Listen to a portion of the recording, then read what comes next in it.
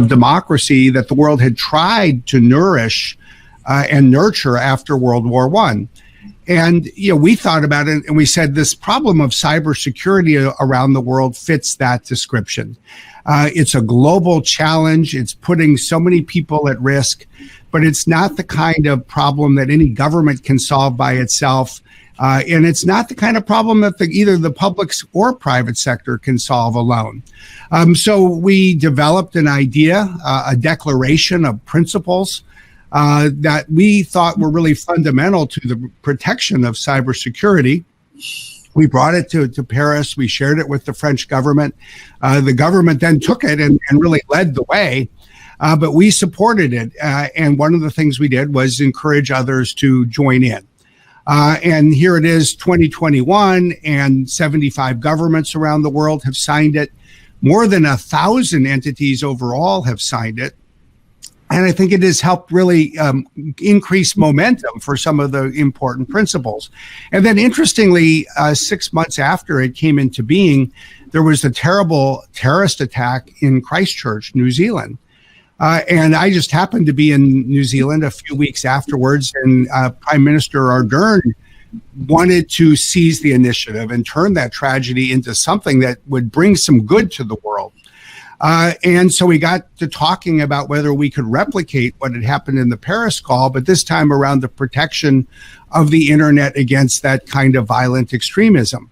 And that became the Christchurch call, led by the New Zealand and French governments again, but now signed by more than 50 governments and signed by major tech companies. And we all work together to try to ensure that the internet is not used as a platform to spread violent extremism.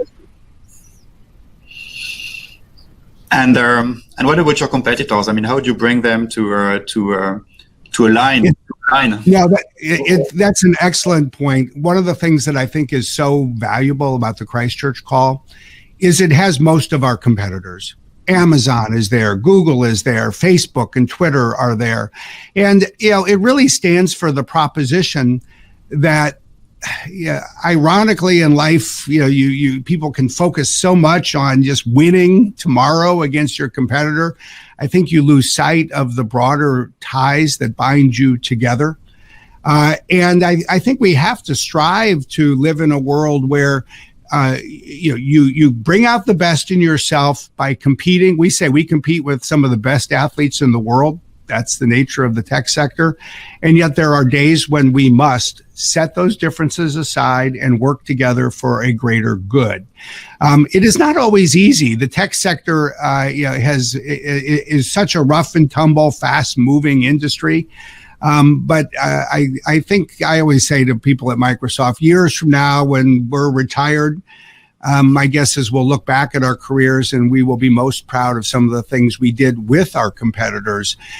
And we can't lose sight of that.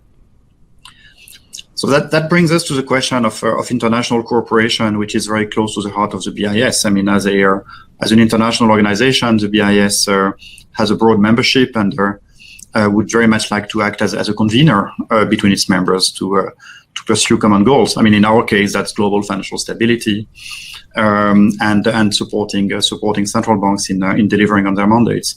And the Innovation Hub, which we've just created, clearly aims at to play a similar role and bring people together to work on technology, even in areas where central banks may be coming from different places, like cybersecurity or central bank digital currencies, where they have different views.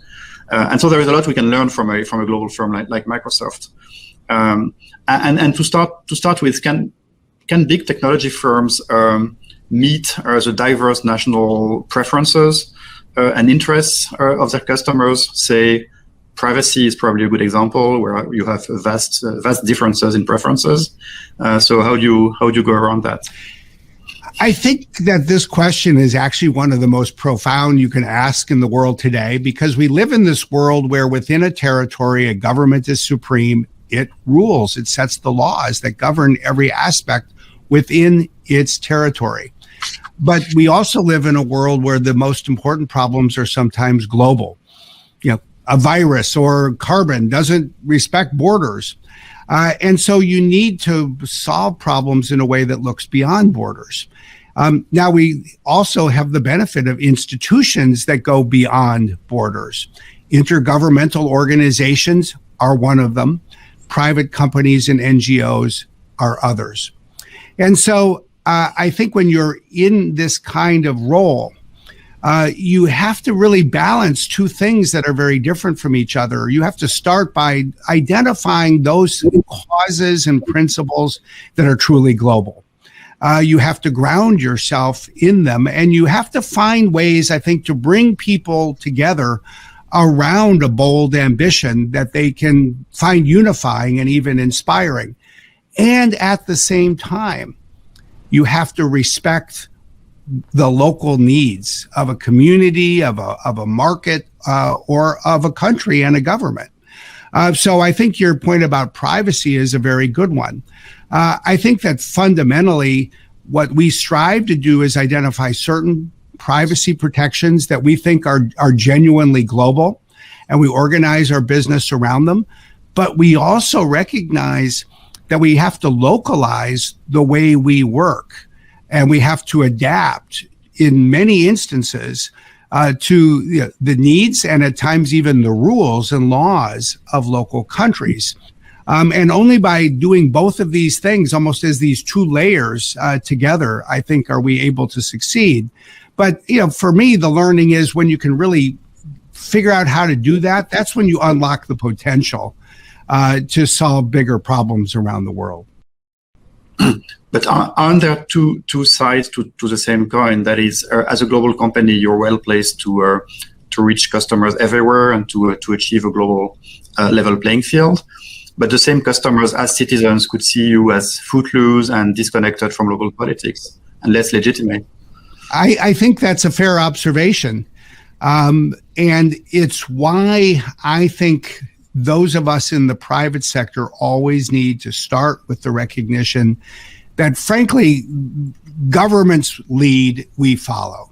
The market plays a very powerful role, but the best markets in the world are regulated, healthy markets. And we need to remember that in some ways our first responsibility is to adapt to, in some ways it's the same thing, either adapting to the needs of local customers because they won't buy our products if we fail to do so. And we need to adapt to the demands, requirements of local governments, the local laws and regulations, because if we fail to do so, we won't have that license to do business. So it's always about thinking broadly and thinking locally and deeply at the same time. And what happens if governments disagree or even conflict in the Westphalian world you were describing? There are issues where governments do disagree. Privacy, which we've mentioned, might be one. Cybersecurity is a case in point, with threats increasingly coming from nation states. There is a lot today about technological sovereignty, technological dominance. So when you're caught in that kind of crossfires, what do you do? Well, first of all, that is the great challenge that we face. For somebody who has a job like mine, I spend an awful lot of my time on these issues where governments are disagreeing. The short answer is there is no substitute for international agreements in the world today.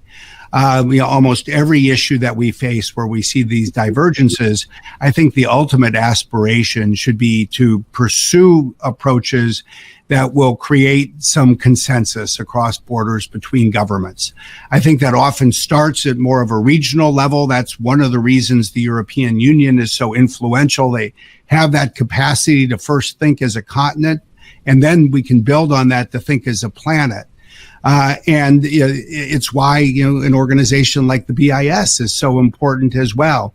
Now, obviously, we can't wait and just set problems aside. We have to manage through them. And there are days when we're forced to go to court or we're forced to take a stand, and we do. especially on an issue like privacy, where there is currently some discord between Europe and the United States. Basically, we say, look, the first principle that matters is the principle that governs somebody's data. If there's a data that belongs to a European citizen or company, then we think European law should govern that, not the law of some other country. And therefore, we will follow the European law for European data. And if we have to go to court, or even if we have to be fined by a country somewhere else, that's the risk that we'll run. But as you can see, that's a poor substitute for securing ultimately some level of international consensus. So that's the kind of balance that the Cloud Act in the US aims at achieving, but not everyone likes it in Europe and other places. So is it a useful first step, or can it still be improved? Oh, it is. The interesting thing about something like the Cloud Act is it really does three things. It says that U.S. law can seek to reach data that is important to the U.S. government in a different location, but it gives a company like Microsoft the ability to go to a U.S. court and object on comity grounds to a U.S. search warrant. And most importantly, it gives the executive branch in the United States the authority to go negotiate international agreements. So to me, every day we get up and we just, frankly go to work trying to encourage governments to use this, to put international agreements in place. It's another example of the fact that until that happens, and until, frankly, governments put more resources and leadership in doing that, the rest of us are left with a second best solution.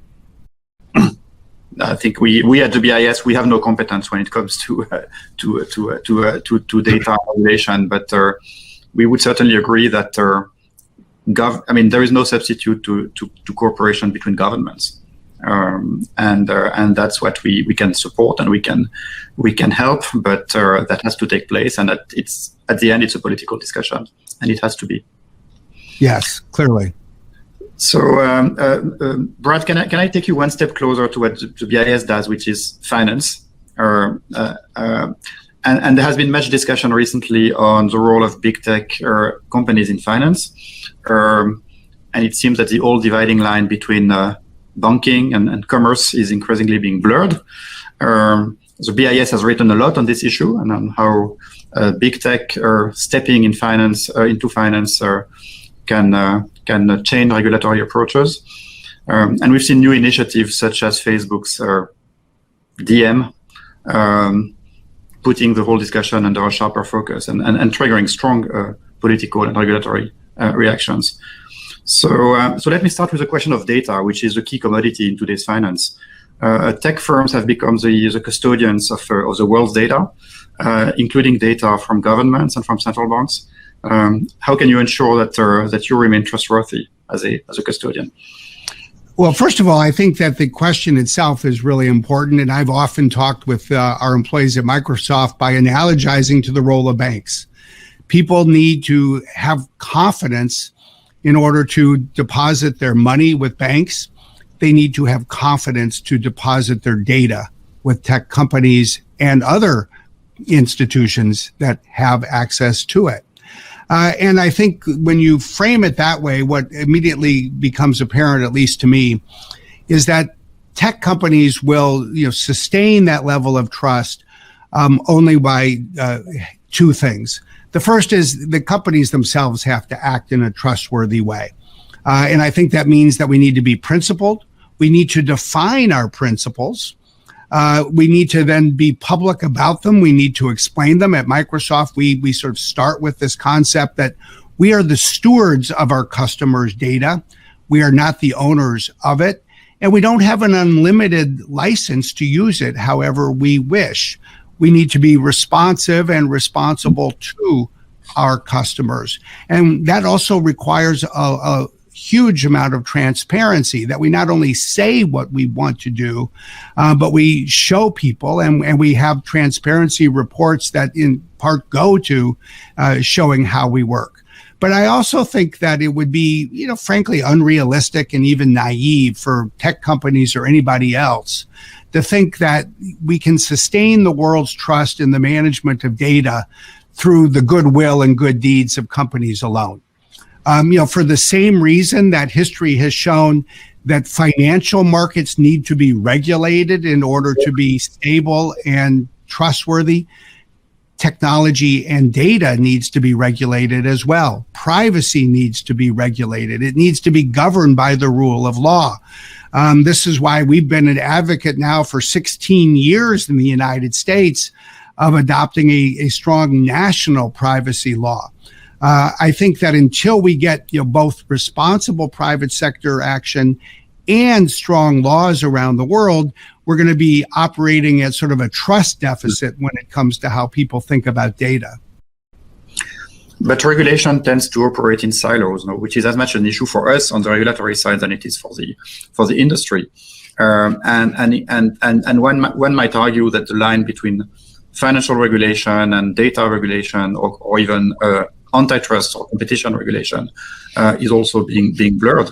So just to give you an example, one issue central banks have been struggling with is that increasingly tech firms are becoming critical service providers for financial firms, say by providing cloud services, and as such are becoming nodes of in the propagation of financial shocks. To the point where there might be a temptation for financial regulators to also seek to become regulators of tech firms. So how do we go around this increasingly complex and I would say jaded landscape? Well, interestingly, when we first started getting closer to, I'll say, the data services and technology needs of financial services institutions, this was about 10 to 12 years ago. One of the first things we recognized was that this part of the market could not evolve, it couldn't innovate unless there was movement together by financial regulators, financial institutions, and tech companies. So one of the first things we did was hire some lawyers who really understood financial regulations. We didn't have them at a company like Microsoft, 12 or 15 years ago. And we see our role as providing technology tools and services that financial institutions can use to advance their business.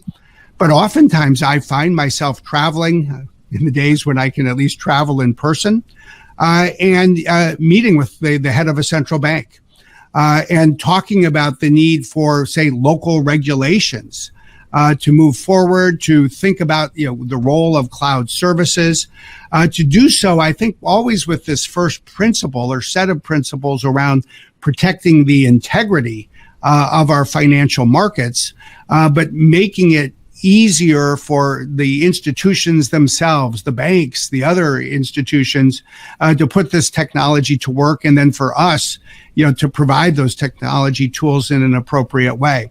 And so what you're really describing, and I think your reference to silos captures it very well, is that, in the world today, every part of the economy that is in part regulated will have a layer that will in fact involve data regulation and technology regulation. So there will be these vertical silos. And at the same time, there are some horizontal principles that we have the opportunity to develop, to share.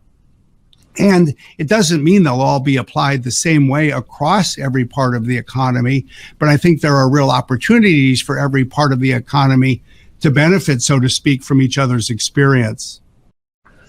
And so after talking to all these governors and financial regulators, what do you take home? I mean, are we doing a good job at connecting the dots, or should we try harder to reach out to data regulators?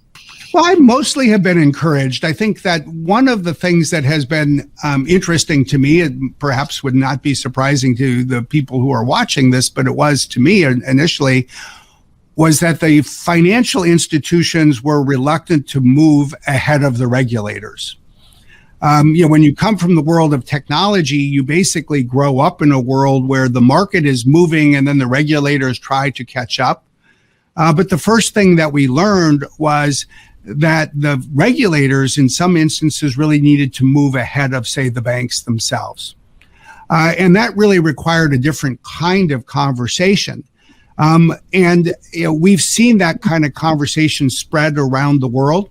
But even now, as we're building data centers in new countries, one of the first conversations I often have is with the major financial institutions, with the head of the central bank, and really explore whether the regulations are in place so that the banks can move to the cloud if we make this enormous capital investment to build data centers.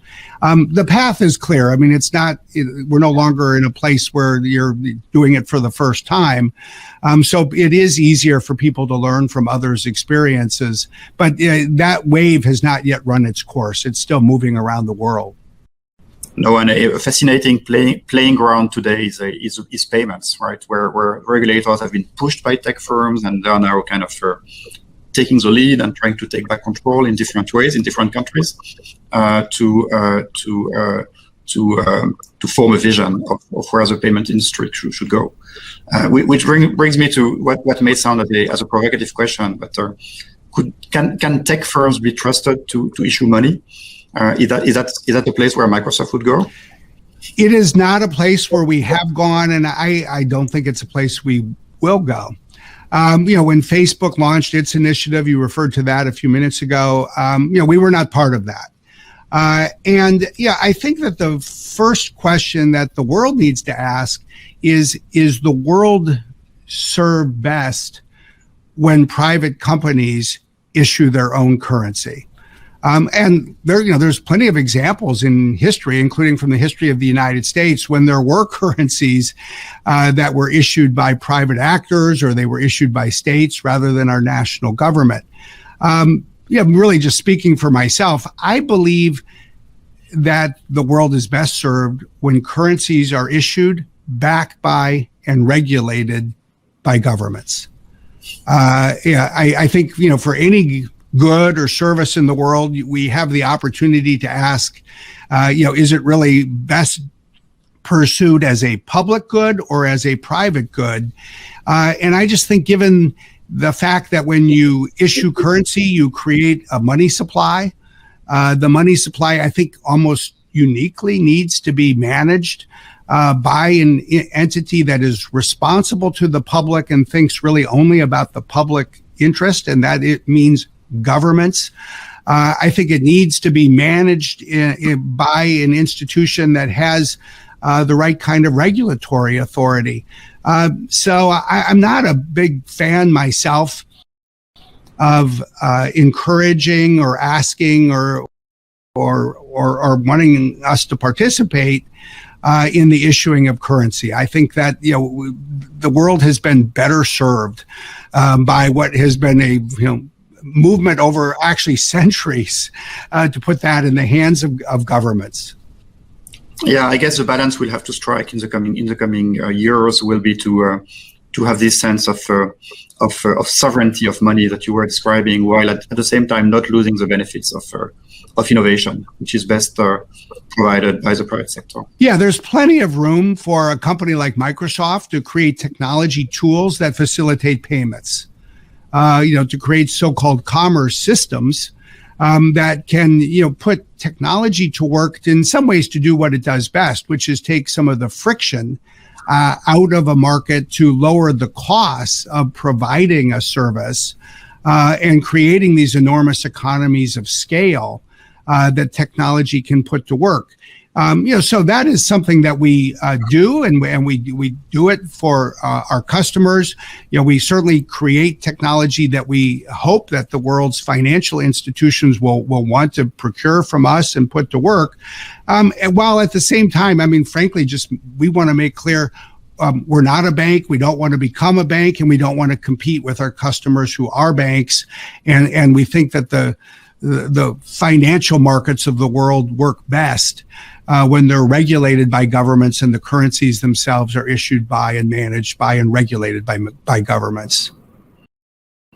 So, Brad, this has been a fascinating discussion. I would like to thank you very much for sharing your insights with us, and thank you very much for joining.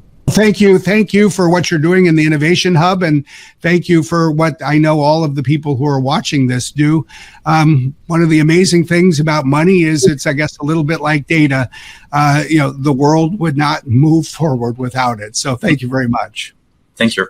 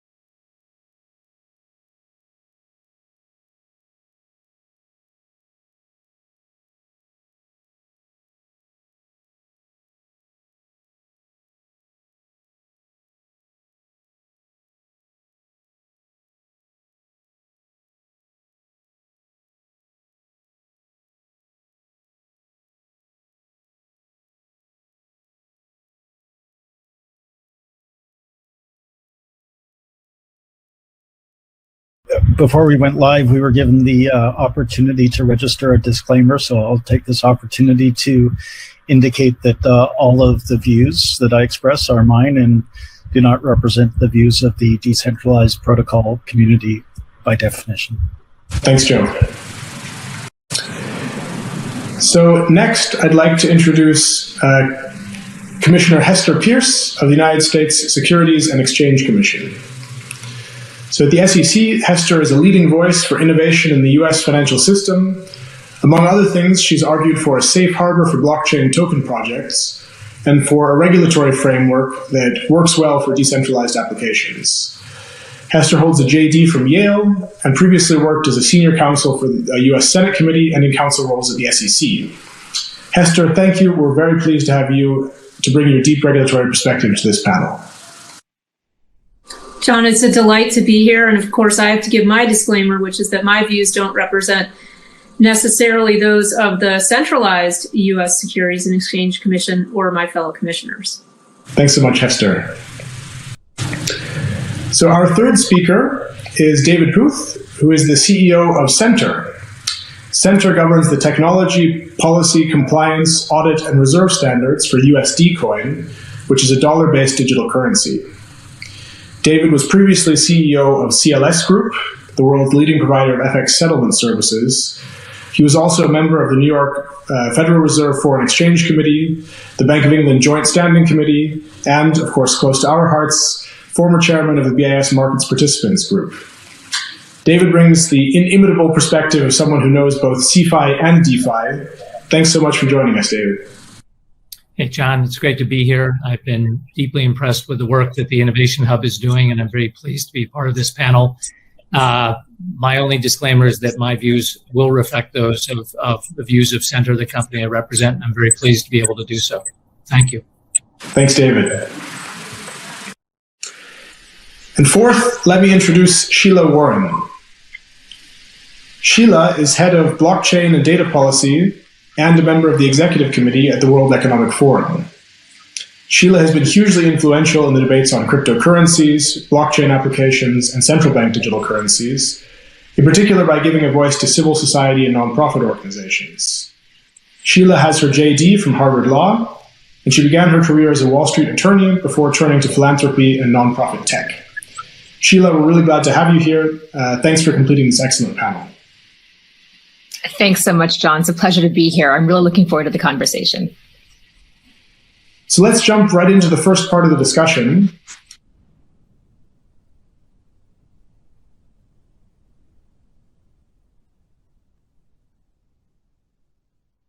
So Joe, at Consensus, you've worked on decentralized finance since 2015. Elsewhere, you described the economic value that composable, interoperable DeFi tools could unlock. And I wanted to ask if you can give us some concrete examples of potential benefits.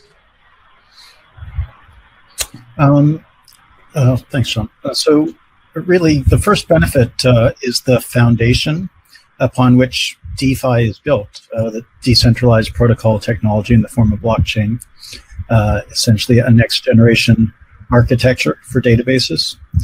This brings a paradigm shift in how the world will imbue transactions, processes, and relationships with trust.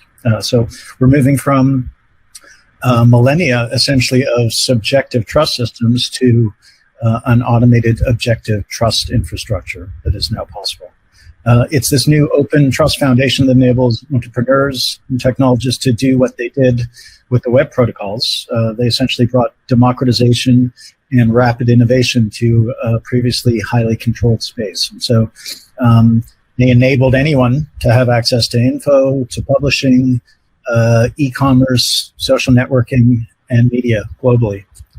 Entrepreneurs and technologists are now building decentralized finance protocols for a wide variety of traditional use cases like lending, borrowing, yield on savings accounts, asset issuance, trading, insurance, etc. But these protocols can be permissionlessly wired to one another. This is called composability. So they're being called DeFi, or decentralized finance Legos, and this enables much more capable systems to be created rapidly. This brings new use cases, things like flash loans that must be repaid in 15 seconds after they've created some economic value, lossless lotteries, automated securitization. DeFi is building the early stages of a much more seamless global financial infrastructure.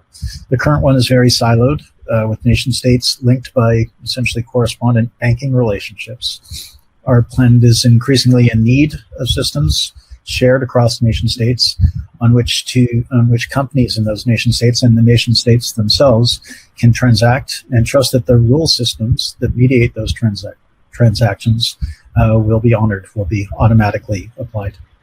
Thanks, Joe. And just as a quick follow-up question, can you tell us what you see as your own role in the DeFi space? So first, Ethereum's role is to serve as that new automated trust foundation. There are two systems that are sufficiently decentralized to serve as a next generation trust foundation. They are the Bitcoin network currently and the Ethereum network. The Ethereum network is far more programmable than the Bitcoin network. And so it's the place where the technologists, the entrepreneurs, the innovators are building out infrastructure. So any asset that is expected to be high value by its issuer should be issued on Ethereum, because if it's issued on other platforms that are far less decentralized, it can be improperly manipulated by the operators of those platforms or subject to other possible failures. And so an asset can migrate elsewhere from being issued on Ethereum, and there are bridges that are built out of less trustworthy mechanisms, but some bridges are being built that enable the full trust model for Ethereum to be applied to what's called layer 2 systems, so that people can transact on those layer 2 systems with the full security of the Ethereum platform. This enables it to be the main venue for decentralized finance, and it's serving right now as a hub for other networks to connect to decentralized finance, bringing some scalability and other functionality. For instance, there's about somewhere north of $1 billion worth of Bitcoin wrapped and migrated over to Ethereum so that it can participate in decentralized finance. Our company Consensus has a sizable role in the Ethereum ecosystem, and we're branching into other protocols. So we have some dominant platforms. One is the MetaMask wallet for consumers. Another is developer tooling and developer infrastructure. So that's Infura and the Truffle developer suite. And we also have the Quorum platform for enterprises and other organizations like central banks. We're able to deliver functionality to consumers through our MetaMask as we do for, say, a token swapping facility. And we can enable developers to access the exact same APIs and build those systems into their own software systems, and we can expose that same functionality to enterprises. Thanks a lot, Joe. So let me turn next to Hester. So Hester, DeFi is still small, but it offers a potentially radical shakeup of our financial system. So it could be that verifiable code could replace trust in central intermediaries. On balance, what do you think this means for the efficiency and stability of financial markets?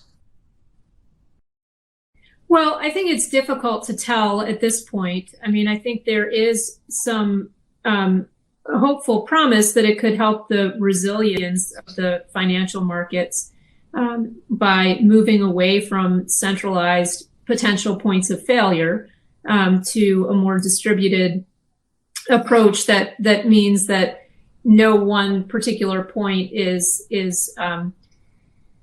particularly important. And so I think that that's promising. You know, a lot of what's happening in DeFi is really outside of what the SEC's purview is, because a lot of it has to do with more banking-like functions than I would say securities-like functions. But it has been fascinating to see the growth.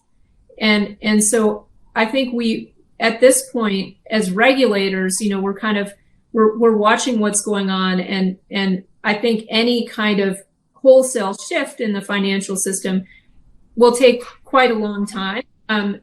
My my latest favorite metaphor for this whole thing is that I think eventually you get to the point where you've got the DeFi mullet. So you've got the centralized, the more centralized front end that people are used to dealing with, and then perhaps some of the operational stuff is being done in the back end, but most people really aren't interacting a whole lot with that. So it's business in the front, party in the back. That's right. So Hester, as an SEC commissioner, how do you see your own role in this space? Right now, one of the key things I'm trying to do is make sure that my agency does pay attention to what's going on in the space. I mean, I am concerned that much has happened in 2017 with the ICOs, is that a lot of activity was happening. We were slow to give guidance, and frankly, we still haven't given guidance, but we were slow to give guidance. And so people did things that potentially implicated the securities laws, perhaps didn't realize that that was what was going on. And so, as I said, I think a lot of what's happening in DeFi is outside of the SEC's purview. But to the extent that people are building things that are, intended to mimic securities, or, doing things related to asset management, that would fall within our purview. And so I encourage people to be thinking about potential securities implications. Another area I think that this comes up is if you set up some sort of decentralized exchange or automated market maker that is trading securities, among other things, then you have to think about what the implications are there. Now, that poses all kinds of interesting challenges for us as a regulator because we are used to dealing with the centralized counterparty. But I think those are things that people engaged in the space need to be thinking about. Great. Thanks a lot, Hester. So, David, your own background as CEO of CLS gives you a unique perspective on the relative promise of CeFi and DeFi.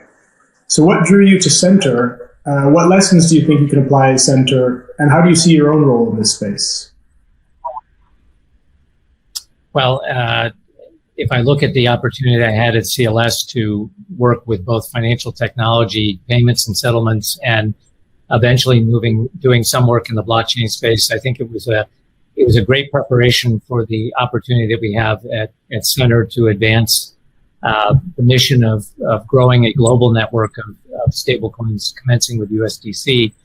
My attraction to the opportunity was just seeing the extraordinary nature of what was taking place in the blockchain space today, with DeFi being very much a part of that. And not unlike what took place in the internet in the late 90s, the seemingly limitless possibilities of what can take place with using distributed ledger technology and blockchains, and sort of closing with the promise of stablecoins and what we hope to be a true global network of center standard stablecoins. In terms of risks and lessons that I take away from my time at CLS, and maybe my time in banking as well, as they might apply to decentralized finances, I think as we grow, as this industry grows, and we're excited about the role that USDC plays in the DeFi world today, we all need to be conscious of some of the things that Hester and Joe both highlighted. There are tremendous numbers of opportunities here, but there are risks that come along with it. There's risk of losing principal. There's risk of technology breaking down. There's risk of people unwittingly doing things in the DeFi space that can't be undone, and then no recourse with the party. So I think as an industry, we need to work together and work together with regulatory bodies, which is something we had a great deal of experience at during my time at CLS, to be able to ensure that we enable this business to reach its full potential. We're just in the infancy today, but the promise of what can happen on decentralized finance, and frankly with stablecoins and that interaction is somewhat limitless. And to me, it's a tremendously exciting opportunity. Great. Thanks a lot. So I wanted to turn to Sheila. And Sheila, at the World Economic Forum, you have an overview of the public and private sector thinking on DeFi. What do you see as your own role, and what's your view of the promises and perils? Thanks, John. Well, I think our role is similar to what it's been around blockchain technology generally and crypto specifically, which is provide a neutral place that comes beyond the hype and that focuses on what I like to call pragmatic optimism. So recognizes the tremendous potential of these technologies, but also we point out the practical perhaps impediments or need for modes of practice and ways of creating inclusion in the space that we. I think that our role, because we are not a competitor to anyone in the space, we are a body that is, we don't have skin in the game the way that most people who are deeply involved in the space do.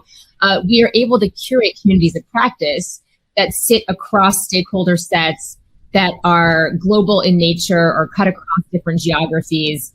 And therefore, we can create learning communities that really help inform each other about where pitfalls may lie and what the promise actually is. I think that we are really focused on ethics and inclusion in the work that we do across our entire team. And to that end, we've done things like launch the Presidio principles, which focus on how do we ensure that decentralization is maintained in the application layer. And we are releasing over the course of the spring 2 different pieces of work. One is they're called DeFi Beyond the Hype, which is a callback to Blockchain Beyond the Hype, a paper we issued in 2018. One is really a paper framing what is the potential here and where might things be not quite ready for prime time. And the next is a toolkit. And we're releasing these things and created them in conjunction with the Wharton School at the University of Pennsylvania. So it's these kinds of outputs that we hope are going to help shape and bound the space, but really encourage everyone in the space to be thinking big, but also to remember that if we don't think hard about grounding an inclusion frame in the work that we're doing, it's just not going to happen automatically. So Sheila, one follow-up to you. DeFi is often promoted as a force for greater financial inclusion, and you mentioned this just now. Do you think they can fulfill these hopes? And if so, what needs to happen to reach the unbanked and underbanked? Well, I think that's quite the question, John. There's a lot to unpack there. First of all, let me start by saying I absolutely think that DeFi is promoted as a force for greater financial inclusion.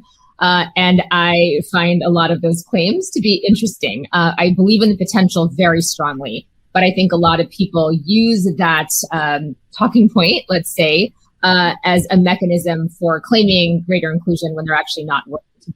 So again, these things don't happen by accident. You have to really think about what the problem is you're trying to solve. And every single time, I think when we look at any kind of product build or technology build, we have to look and see what is the problem space. Financial inclusion is a massive problem space, right? There are things within there that are more conducive to being affected in a positive way by DeFi, and some that are just really overarching challenges. Things like barriers to limited digital and financial literacy and numeracy. Things like lack of wealth to begin with, lack of an entry point. You don't have any wealth to enter the DeFi space to begin with. That's an ongoing systemic problem that's not going to be solved by a new mechanism for engaging in lending or credit or whatever it might be. And of course, last mile digital infrastructure is a core problem. We think about extreme poverty in the world, infrastructure and lack of access to internet or digital divide, problems like this, they're not going away. And sadly, DeFi can't solve them. So I think in my mind, we need to be thinking a lot more as an entire community about how we're bridging to last mile. There are many solutions that have been offered over the course of time to how we reach parts of the population that don't otherwise have this access, and making sure we're building connection points into that is a really key way to enhance financial inclusion that I don't hear talked about that much. But again, I think to ground this, I think the potential is tremendous, but I just think that we have to be very mindful of what we're aiming to do in order to get there. So, Joe, maybe turning back to you, can you give us a couple of concrete use cases that you think could help, especially on financial inclusion?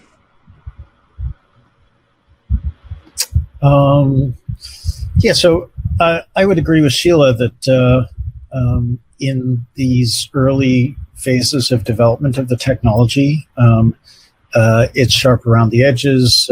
Things are being pioneered and certainly not ready for prime time, and can have limited impact on deep global systemic issues. Though cryptocurrencies themselves are giving relief to certain people in certain nation states, and through remittance systems, money can be less expensively distributed, and we're we have our own issues around the cost of transmitting transactions. Micro lending systems can be more effectively built. So I think there will be significant impact, but it'll take time.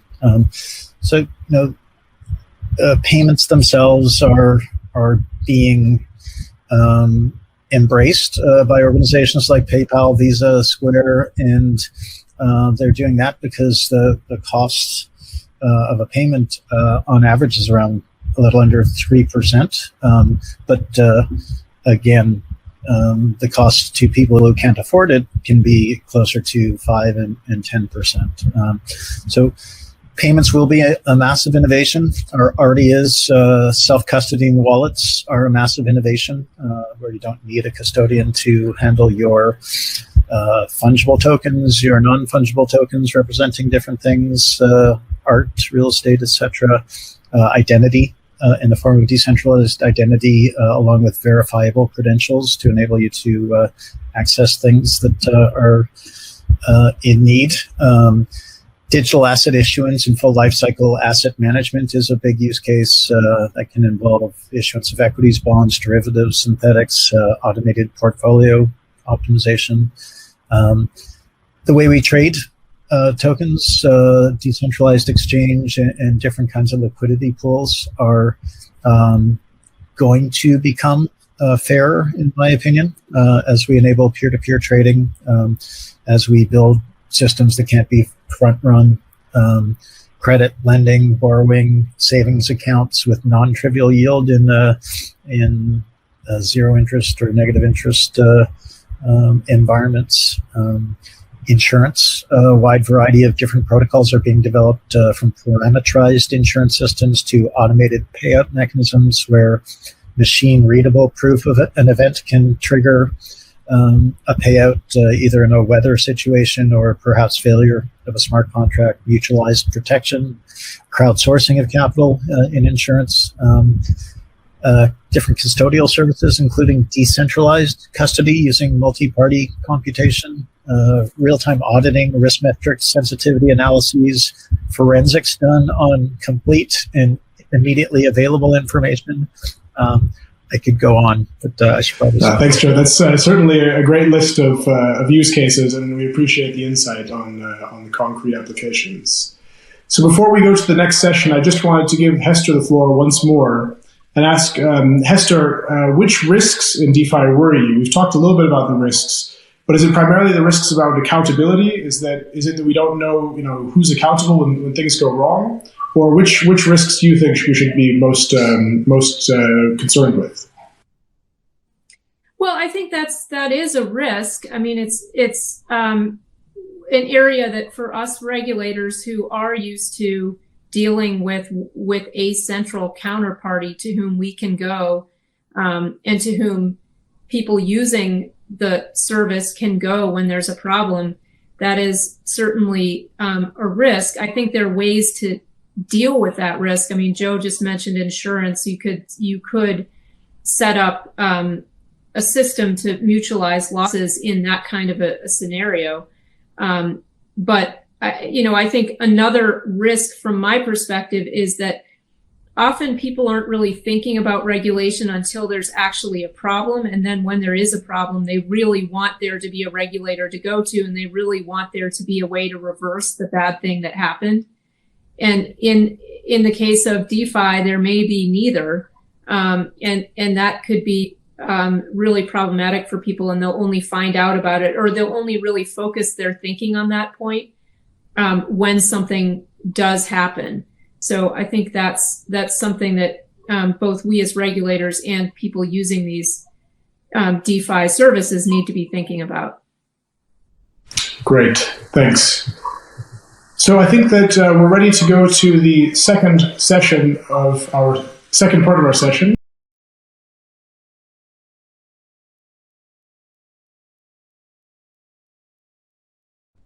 So the second part of our session addresses the question, can DeFi deconstruct or reconstruct global finance?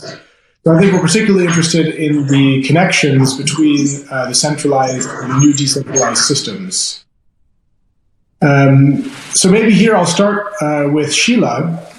and ask, again, a very broad question, but does DeFi reflect a fundamental shift away from centralized finance as we know it?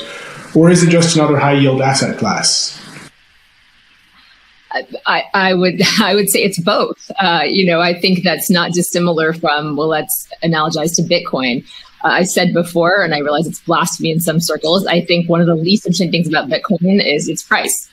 Similarly here, I certainly think that DeFi is going to reflect or spawn multiple high-yield asset classes. But I think what's most interesting about it is the shift away from centralized finance as we know it. But I also think that the intersection point there between CeFi and DeFi is something that I find fascinating to think about how that might operate as well. So I'm going to go with both, John. It's both. Very, very well hedged. So, David, I'll pose a similar question to you. I mean, do you see a tension between centralized and decentralized finance, or can you envisage a future where the two will converge? I think the world is absolutely already headed to that convergence. It's simply inevitable. And as DeFi continues to evolve from this very early stage, it will be impossible for the centralized finance world to ignore the incredible potential. And you can easily see opportunities for what would be traditional approaches to business building upon DeFi protocols and creating an enormous new infrastructure and new world of opportunities. So I think it's happening today. It's early, but I think there's an explosive period of growth that's just ahead of us. And to make them concrete, can you see any of the technologies being used in DeFi space taking off in centralized finance? No, I guess I would look at it in the same way that we looked at if one looked at a couple of different examples from history. So one would be what M-Pesa was able to do in mobile banking in Kenya 15 years ago, and be able to open up a world that people didn't think was possible. Now, it didn't flourish in the same way that one might have expected, and once it became less operable with other systems, but it was a good example of somebody taking a new technology. I'd say peer-to-peer lending today. We're 10 to 15 years into the true peer-to-peer lending business if we exclude the 50 prior years of what happened in micro-lending. But I look at lending as being lending in traditional banking as being very likely sources of things that can operate quite effectively on a decentralized platform. So, Joe, you have a unique perspective on this as well. I mean, Consensus obviously has its origin in DeFi, yet you're also working with quite a few centralized financial institutions, and as we discussed earlier. Amongst other things, you're also working on retail and wholesale central bank digital currency projects. So do you think also that both CeFi and DeFi will coexist, or are you hedging your bets? So I imagine when people gathered under the buttonwood tree that they, for a moment, called it buttonwood finance, and then it moved to paper finance, and then it moved to computer finance, and then it moved to internet finance, and so soon decentralized finance will just be called finance, and there won't need to be a distinguishing. So we're not hedging our bets. We as a company and as an ecosystem are enabling different classes of actor to make their best use of a powerful new technology. We're undergoing a phase change in society from being a natively analog society to being natively digital, where elements like money, financial instruments, identity, art, and governance are realized entirely in software. This digitization will lead to ease of standardization, automated compliance, and tokenization. It'll squeeze all of the delays and frictions out of current processes. Tokens will represent a wide range of elements in the economy, from tickets to identity to assets like securities, art, real estate. We'll see stablecoins, many different designs and use cases, and we will see central banks making use of the technology as they see fit for their use cases.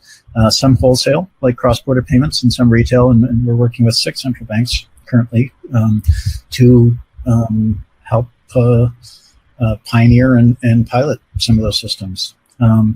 Wallets will be designed to recognize tokens regardless of what they represent. Current wallets, like our own MetaMask, can recognize hundreds of different tokens, some representing utility tokens like Ether, cryptocurrencies like Bitcoin, stablecoins, NFT art, identity, and it is easy to enter a new token definition into MetaMask so that it recognizes, say, a brand new token.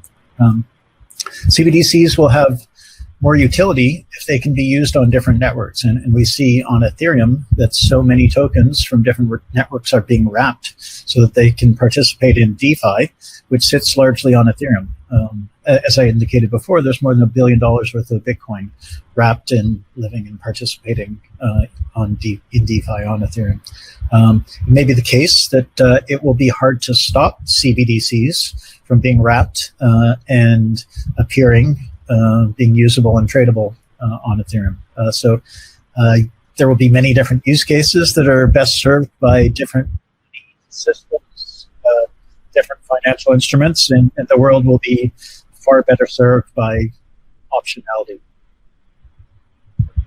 So I think David has thoughts on this as well, thinking particularly about the complementarity between stablecoins and CBDCs. Do you think that stablecoins and CBDCs will each have their own separate niches, or do you see them as substitutes to one another? I will certainly see them peacefully coexisting for an indefinite period of time. If one thinks about what has happened with stablecoins over the course of just the last year, I think there's an inevitability for stablecoins to continue to grow. I'm impressed with the amount of attention that central bank digital currencies have attracted, and the commitment on what I gather now are 60 or 70 central banks that have invested a great deal of time in this research. Clearly, there's a lot of attention being paid to China and what's happening there with their developments. But I also recognize, and I think we all do, that central banks move very deliberately, responsibly, and that takes time. And stable coins are here today. Their uses are truly exploding, and I think that will continue to be the case up and through the time that central bank digital currencies gain more adoption. I think that we haven't yet unlocked a future that includes truly programmable money, and I think that will create a number of new opportunities. So I guess the answer to that question is yes, they have to coexist. Every central bank is going to be moving at a different pace in terms of its development, and stablecoins are here today, and they're starting to connect the world, and I expect the pace of that connection only to continue to grow. Okay, clear answer. Stablecoins and CBDCs will continue to coexist. So thanks, David.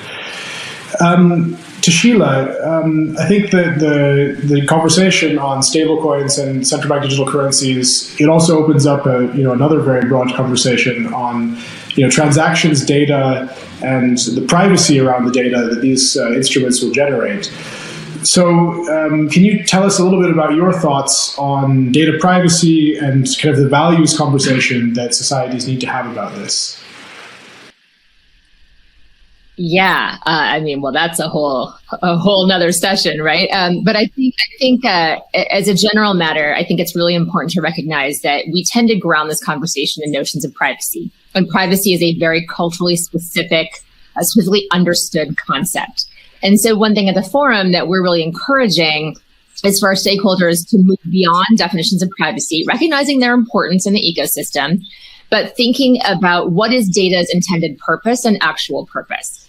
So I might be very comfortable with my genomic data being used by my local government for purposes of vaccine development or something like that, whereas that same data, I might have huge problems with it being used, by a cosmetics company or something to create some sort of product that they're going to market back to me, right? And so I think it's shifting away from this concept that we should always hold the privacy of data as the sacrosanct factor and really recognizing the role it plays in the ecosystem. That being said, I think you have to ground the entire conversation in ethics. And because I've been kind of on the theme of speaking of vulnerable populations and inclusion, I want to note that you really, when it comes to data sets, have to be on the lookout for potential exploits. And not just technical exploits or hacks, but also how humans, could actually use the data or the aggregated data on others to create massive exploitation. You think about things like refugee populations, right? So even if you might aggregate that data or not share the data, you might create an algorithm, and that machine learning could be used to understand migratory populations, the flow of humanity, across borders in ways that could put those lives at risk. So there's a lot of we have to really start thinking about this as a society more rationally than we have been in the past, and less from just a defensive posture or protective lens, but thinking about where should we not overcorrect and limit the flow of data in ways that actually could have tremendous benefit, but also ensure that we are protecting individuals who may not have the ability or agency within the system to understand even when their data is being collected, or have even any sort of ability to resist the flow of their data and the inclusion of their data into a broader system that does not have your best interests at heart. And again, to make it concrete, I mean, do you think we can trust central banks or big techs with the transactions data that CBDCs and stablecoins would generate? Well, I'm going to be nuanced, right? Maybe it's because I'm a lawyer, but I think that we have to really ask ourselves, like, which data, who specifically is using it, and what are they using it for? And what are the incentives of those institutions, which differ very, very different. The incentives of a central bank around transaction data are very different from the incentives of a big tech platform around that data, or around, a refugee program, just to kind of go back to my previous example around that data. So as a general matter, the hope of blockchain technology, I think, is that we can move from trusted, where we have to kind of trust an institution, to trustworthy systems where we're less reliant on our beliefs or our understanding, whatever they may be, however accurate that may be, quite frankly, of what an institution's motivations are and what they're doing with our data, because we have more ability to educate ourselves about that process and what is happening. Thanks a lot. So I wanted to shift gears just a little bit. In this session, of course, we're talking about decentralized and centralized applications.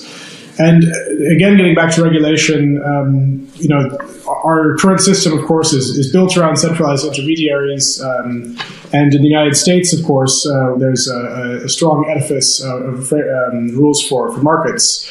I wanted to turn to Hester and just ask a little bit about your own proposals on decentralized finance, in particular your safe harbor proposal for token network developers. So could you tell us a bit about this proposal and how you think it might allow DeFi applications to flourish? Sure. Well, about a year ago, I put out a proposal that would give a little bit of comfort to people trying to do a token distribution event. The idea is that there are a lot of projects that have gotten fairly far down the road and they're ready to launch the network and distribute the tokens, but there's uncertainty about whether that event would actually be a securities offering under US law. And so the idea was to allow a little bit of a period where you don't have to really answer that question. And so the token distribution event could happen. The developers would put out certain information, make available to the public certain information about the project, about the token economy and other relevant factors. And they would be subject to the anti-fraud laws, so they couldn't lie about that. And they'd have 3 years to develop the network, get it to a point where it was decentralized, so it didn't make sense to collect information from one centralized party anymore, or the token was being used as a utility token. So I think for tokens in the DeFi world, this could be useful. I don't think it's solely useful for that application, but I think certainly DeFi tokens could take advantage of this. I'm working on on sort of refreshing that safe harbor, and we're about to get a new chair at the SEC, and so I'm hoping to present the safe harbor to him and suggest that he do pursue something like it. If not, I'm not wedded to that, but I think we need to provide some clarity for people trying to develop these networks. Thanks a lot. Yes, and we'll definitely look forward to following that conversation and hearing how the discussions with the new chair go. David, a question for you. What regulatory developments do you see as the most significant or necessary if we want to foster a responsible DeFi innovation? Well, I think it's regulatory developments for the entire industry, so inclusive of DeFi, but beyond. I think the first the first great step by the OCC to effectively give greater permission to financial institutions opening up on public blockchains and using stablecoins is a great way to facilitate what I think will be an enormous opportunity for the traditional banking business to engage in what I referred to earlier as kind of the intersection of centralized finance and decentralized finance. So real credit to the OCC on that, and that created a great deal of interest in what we're doing in USDC and in other stablecoins. I think continued focus, and this may be in the more, if I could say, traditional crypto space, but continued focus of working with the industry on the travel rule and that which we know we need to do to be able to expand our business by addressing that issue, which I know a number of us are working very hard on today, but real focus of the regulatory community working with industry to help solve that kind of problem and move things forward. Thanks a lot.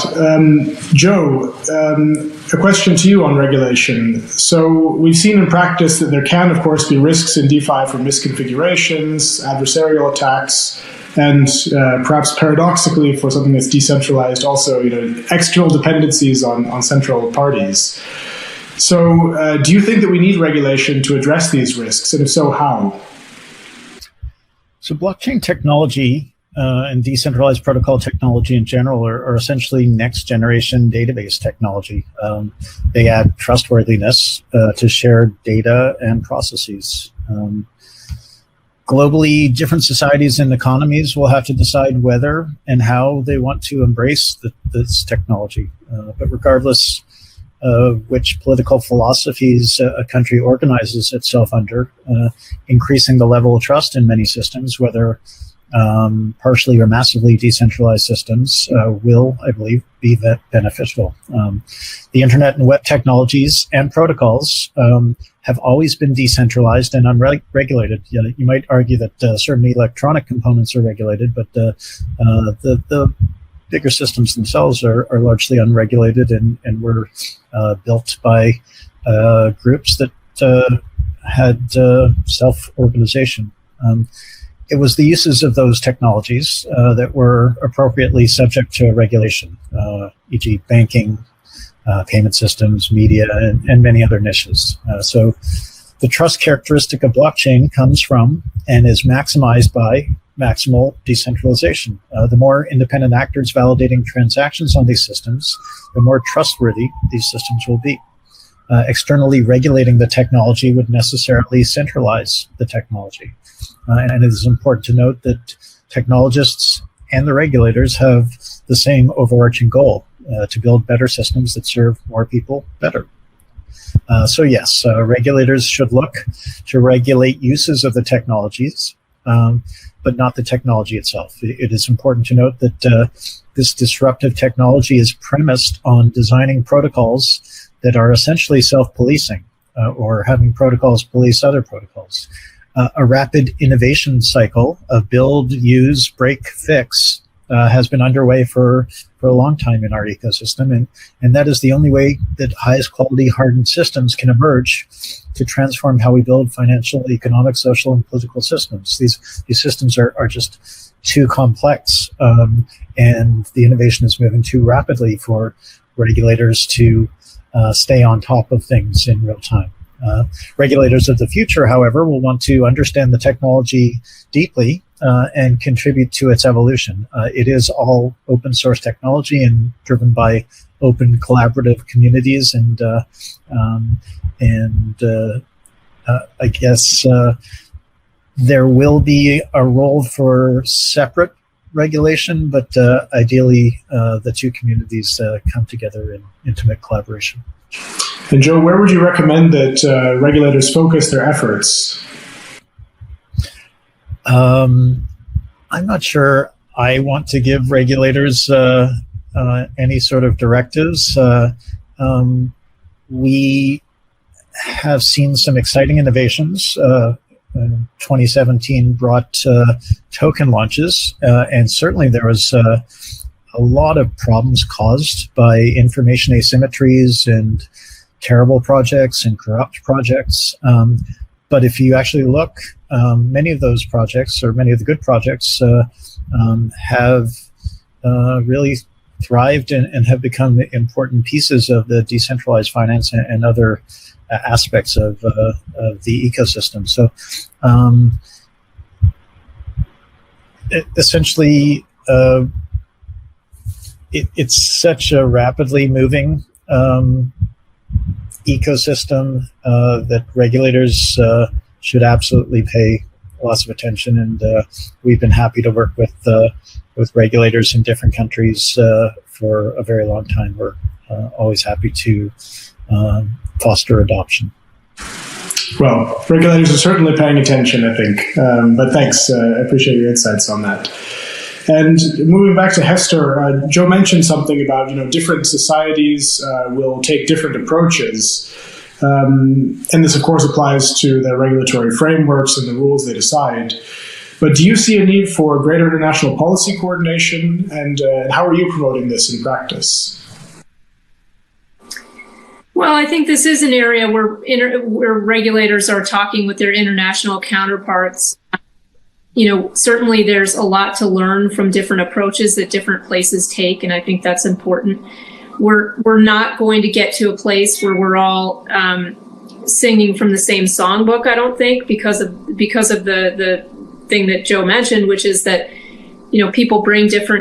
countries bring different philosophies to how they regulate things, and so I don't think you're going to see uniformity. But as in other areas, I think there are things that we can do. We can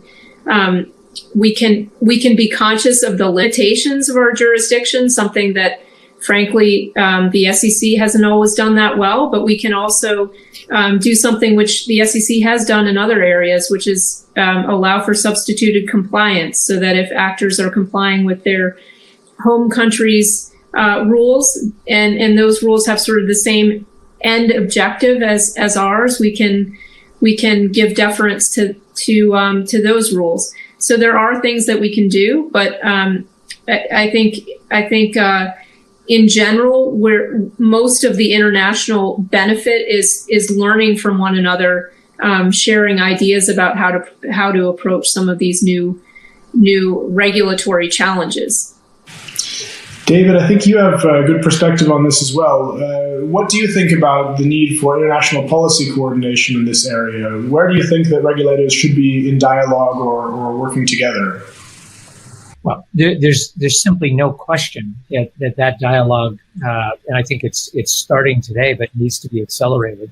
The pace of growth in our industry today is exceeding anything that would be possible to be able to develop a strong set of regulations around without constant interaction with the business community. And we can look in the past, and I would say I agree with Joe, is the technology of the internet was allowed to flourish and grow without regulating that technology itself. And I would encourage that spirit goes into what we're working on today in collaboration with regulators to focus on applications and areas where where problems might be created, but to really continue to use the power of the internet to grow further. I've worked on several opportunities, including that with the BIS, on public-private partnerships to both exchange ideas, but really focus on trying to come up with concrete solutions. And I think that type of international cooperation, while it's in its early stages today, really needs to be accelerated. What is happening in blockchain and decentralized finance, this is a global phenomenon.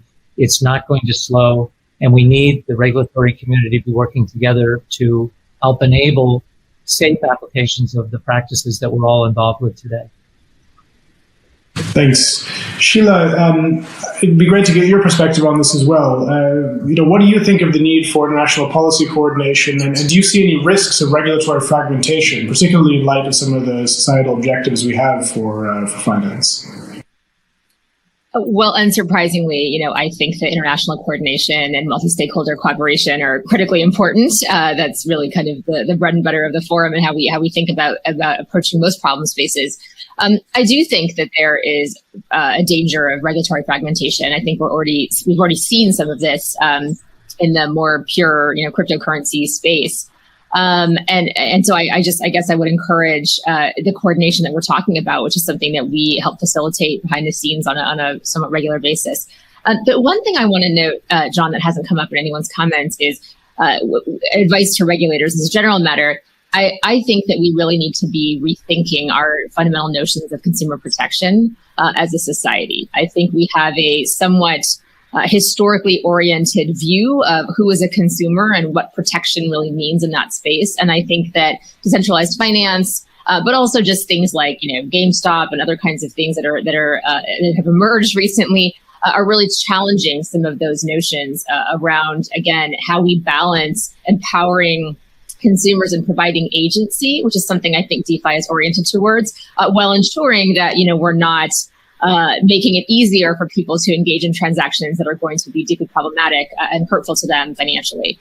So that's one thing I think that we hadn't mentioned yet that I think is of critical importance. And I do hope that that's an area where global coordination can be a bit easier, because it is something that I think pretty uniformly affects most societies, as opposed to different views about, the banking system and other things that are highly regulated in various societies in different ways. Great. So we're nearing the end of the second part of our session, and I wanted to give everyone still the chance to give us a few closing thoughts, things that you'd like to leave all of our participants with, and perhaps any advice or messages that you think are important to get out there for public sector participants and private sector stakeholders around the world. So, Joe, if I could just start with you, what are some messages or one key message that you'd like to leave our participants with?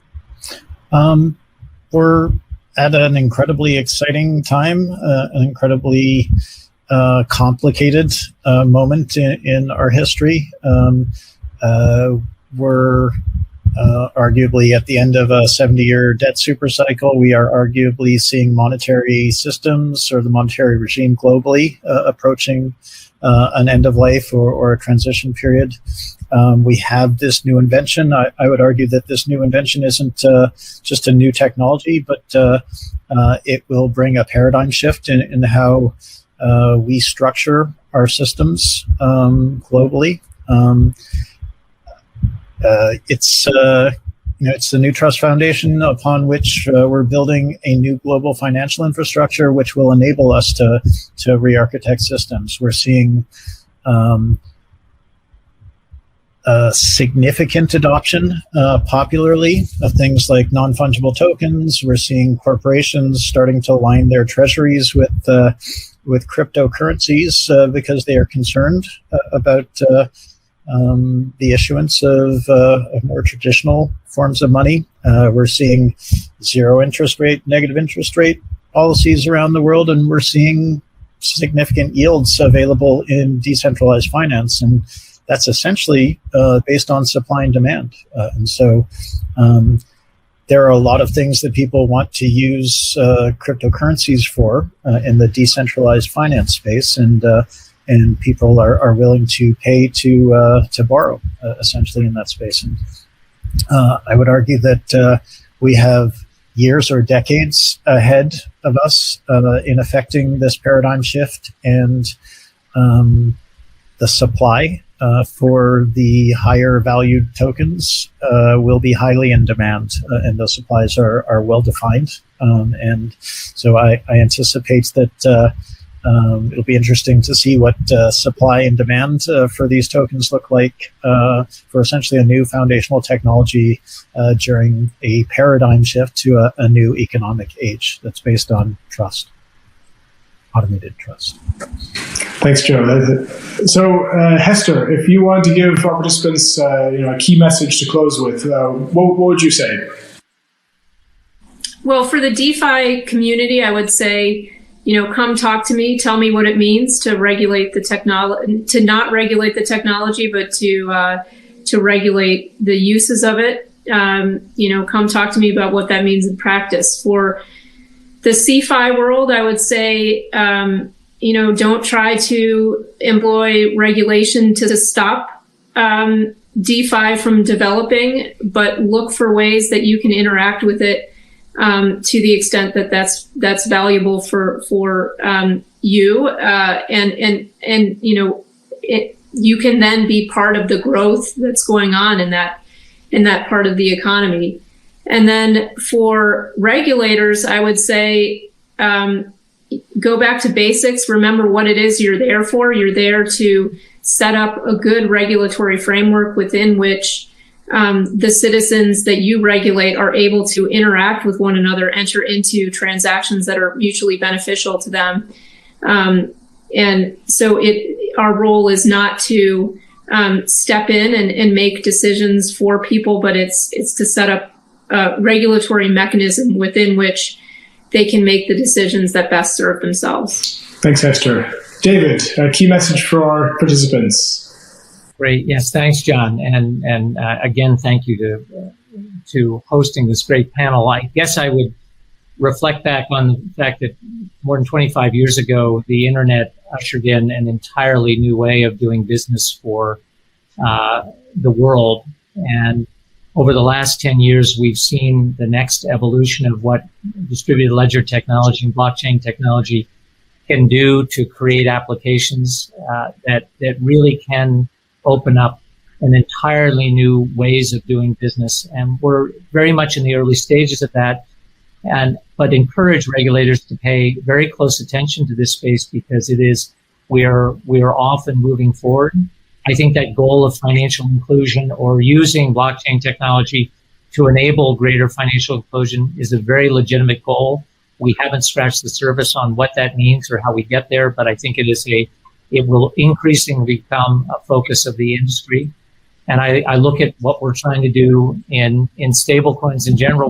We're trying to connect the world, and that means the entirety. And we're just on the beginning of the journey, but we're making real progress. And I couldn't be more excited about what I think the next 5 to 10 years hold in terms of what we can achieve. Thanks, David. And Sheila, we'll give the last word to you. What's the key message you'd like to leave participants with? Thanks, John. I just remind everyone that we are really in the early days of this innovation. And so the things that are going to be present 5 or 10 years from now have probably not even been imagined yet. The potential is absolutely enormous, both in spaces like financial inclusion. This is a shift, I think, to be embraced, not feared. And so I would encourage everyone, regulators, CFI, participants, everyone, to really kind of think about, where have we been failing parts of our population? Where have our systems not reflected some of the ways that we actually engage in our society in the new digital era? And how can we leverage these new innovations to ensure that we're creating a more rational world? I think Joe referenced earlier the idea of digital natives. We're going to have crypto natives that are being born every day. And so the way that they're going to be engaging in the financial system is going to be very, very different from the ways that my parents or even I have done. So again, I think it's something to be celebrated. It's tremendously exciting, but it's also very early. So it's a space to watch closely. Well, I wanted to thank all of our participants for this great dialogue, and we'll look forward to the next sessions in the summit. Thanks, everyone. Thanks, George. Thank you. Thank you.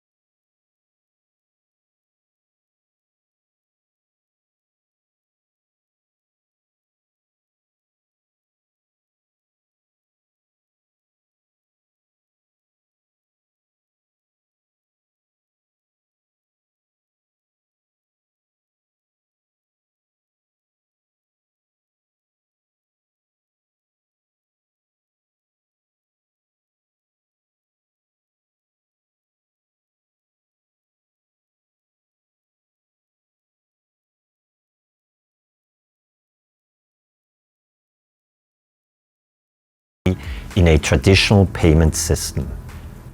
A redemption of wholesale CBDC is an exchange of wholesale CBDC against SIC balances. So it's the opposite transaction to an issuance of wholesale CBDC.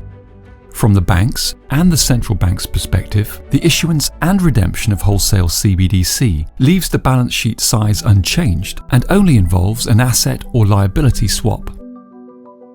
The node of the Swiss National Bank is involved in the redemption transaction, as only the central bank can issue and redeem wholesale CBDC. In this example, Bank 1 wants to redeem an amount of wholesale CBDC. On the SIC platform, we have a settlement account for Bank 1 and a technical account for SNB. On the SDX platform, we have the node of Bank 1, the SNB node, and the notary node. To initiate the redemption of wholesale CBDC, Bank 1 enters a redemption instruction, or, as it's called on the SDX platform, a detokenization instruction. The redemption request is forwarded to the SNB node, including a request to block the amount of wholesale CBDC to be redeemed. The SNB node verifies the authenticity of the wholesale CBDC by checking whether the token has been signed with the private key of the SNB. The SNB node then forwards the redemption request, including the blocking request, to the notary node. If the state change does not concern a spent state, the notary node signs the request, confirming that the wholesale CBDC is now blocked. The SNB node then instructs SIC to transfer SIC balances from the SNB technical account to Bank 1. The communication between the SDX platform and SIC works via ISO 20022 messaging standard. The successful cash transfer in SIC triggers a message to the SNB node that the payment has been successfully processed, which in turn requests the notary node to sign the redemption of wholesale CBDC. Upon the successful signing by the notary node, the ledger is updated that the wholesale CBDC has been redeemed. Not only did we issue a CBDC onto the SDX platform, we also linked the existing high-value payment system to the same platform. In this way, traditional account-based payments could be made for delivering tokenized assets. This video explains how we did it. As part of proof of concept number 2, we investigated the delivery versus external payment use case. It's referred to as a delivery versus external payment transaction because the cash settlement of the transaction happens outside of the SDX platform. In this example, the transaction originates from an over-the-counter trade, which is settled jointly by the SDX and SIC platforms. On the SIC platform, we have settlement accounts for Bank 1 and Bank 2. On the SDX platform, we have the nodes of Bank 1, Bank 2, and the notary node. To initiate a bilaterally agreed transaction, Bank 1, which is the seller of tokenized assets against payment in SIC balances, enters a delivery versus external payment instruction. Bank 2 is the buyer of tokenized assets against payment in SIC balances and enters a receive versus external payment instruction into the SDX platform. If the instructions match, a reservation request is automatically triggered for the tokenized assets. Upon the successful blocking of tokenized assets with Bank 1, the reservation is confirmed by the system. Throughout the whole transaction, the notary node checks whether state changes to the ledger concern an old state.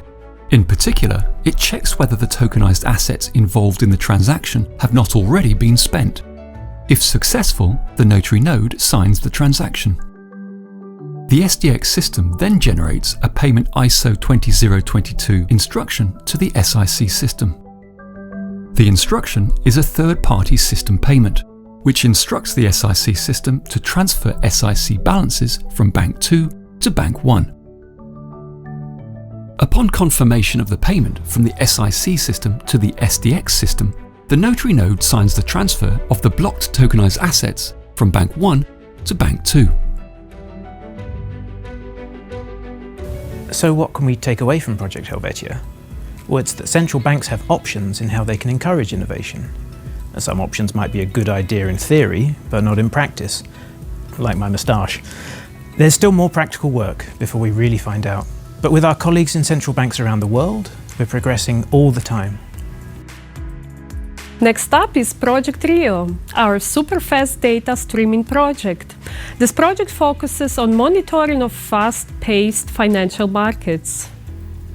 Technological innovations continue to make trading in financial markets ever faster. Increasingly, trading is done by machines and algorithms. This poses new challenges for central bank market monitoring. The Swiss Center's response to this is the Rio project. We spoke to about 40 different central banks as we put together the project scope to be certain we can deliver something they really need. And seeing as the requirements are quite diverse, the prototype will cover a broad range of use cases. Through building on open source software with flexible technologies, we can include different markets and configurations. The next video gives an overview for the prototype we will deliver later this year. Innovation and advances in technology have been revolutionizing financial markets. Today's faster, fragmented, and more interconnected markets are driven by electronic and automated trading, generating millions of transactions every second. The BIS Markets Committee has said that monitoring this activity and seeing behind it to implement policy, manage foreign exchange reserves, and assess financial stability risks is a key challenge for central banks. Data volume, velocity, and complexity created by fast-paced markets needs technology that masters the dynamic data streams and provides insights at the same rate at which data arrives. Technology can help central banks broaden their perspective and develop deeper and faster analysis. The technical innovations have implications for IT, data processing, and data storage at central banks. The Innovation Hub's response is the Rio project. Spanish for river, because it uses data streaming technology. It can smoothly handle millions of messages and analyze these accurately in real time. The Rio project team builds on open source code to develop a monitoring tool for central banks.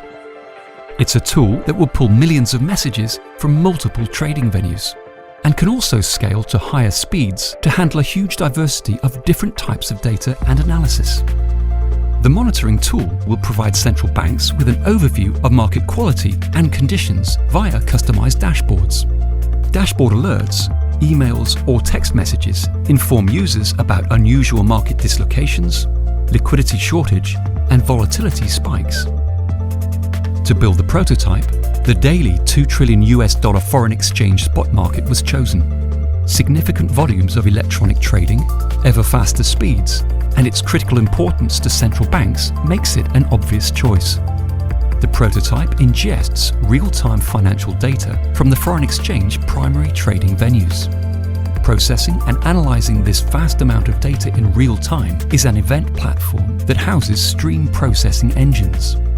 These engines prepare and clean the raw data before reconstructing it into limit order books and running liquidity and risk analysis. The platform is built for speed, but also for flexibility. The modular design allows new functionality to be easily added through additional processing engines, meaning that new markets, new data types, and different use cases are simple to trial. This is all performed in real time, and the customized dashboards allow central banks to be aware of unusual or deteriorating conditions as they occur and see trading activity as it takes place. For deeper, longer-term analysis, a structured data warehouse is available. Project Rio is advancing central bank monitoring and an important experiment using new technologies for broader data analytics. As our lives become increasingly digital, central banks are increasingly experimenting with new types of data in ever larger quantities. New tools to consume and analyze diverse data in search of answers to complex policy questions will be necessary. Project Rio is just the start.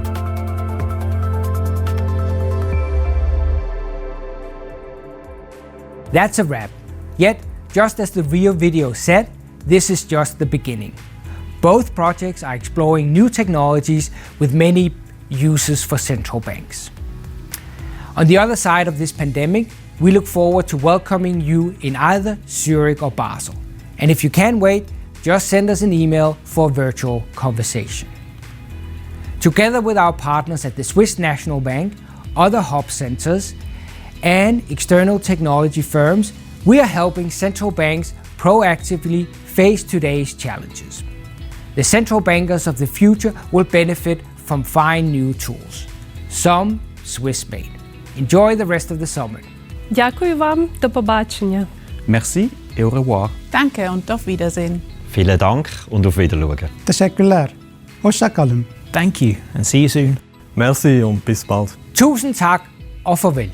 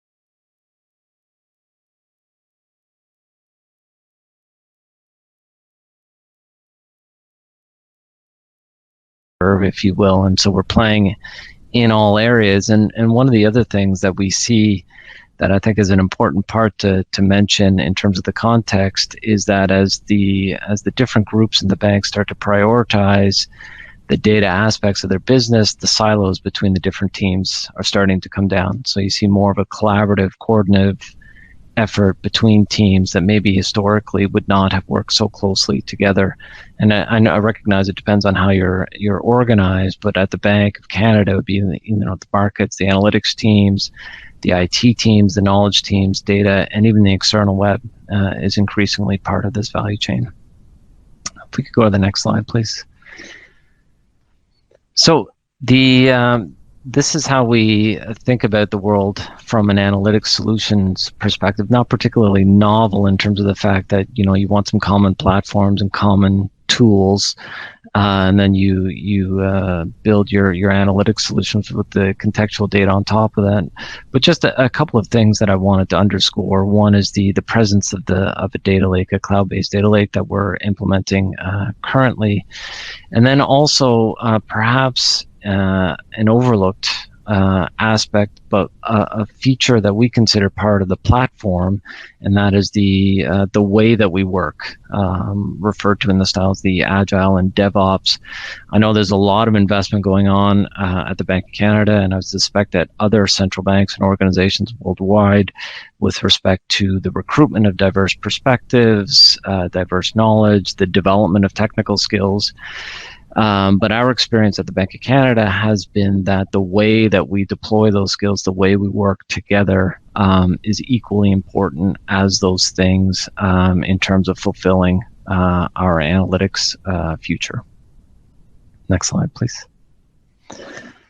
Another aspect of our journey at the Bank of Canada has been the development of what we call the DAS, or the Digital Analytics Zone. And the research services platform is part of that.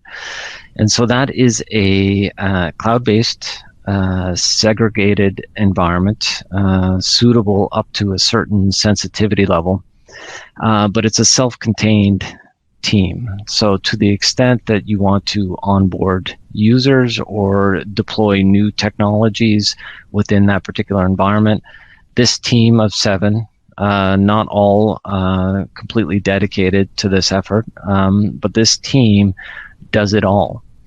And so it provides an environment, whether you're deploying technologies inside the Azure cloud or from outside the cloud and bringing it to put into the environment, a place to play, a place to learn. If your organization is a believer in the 70-20-10 learning model, where 70% is on hand experience-based learning, this could be an ideal tool. It has proven quite successful for us so far in terms of giving employees a place to try things on outside of traditional corporate constraints to see how well they would fit and meet their needs. Next slide, please. And this zone, if you will, is divided into different subzones. And I mention that here only to underscore the fact that we've got different stakeholder groups that this serves. So there's a research community that's interested in particular research-based tools. On top of that, we have a research services environment, which is a collaborative environment with people outside of the Bank of Canada, where they can come together to collaborate on work.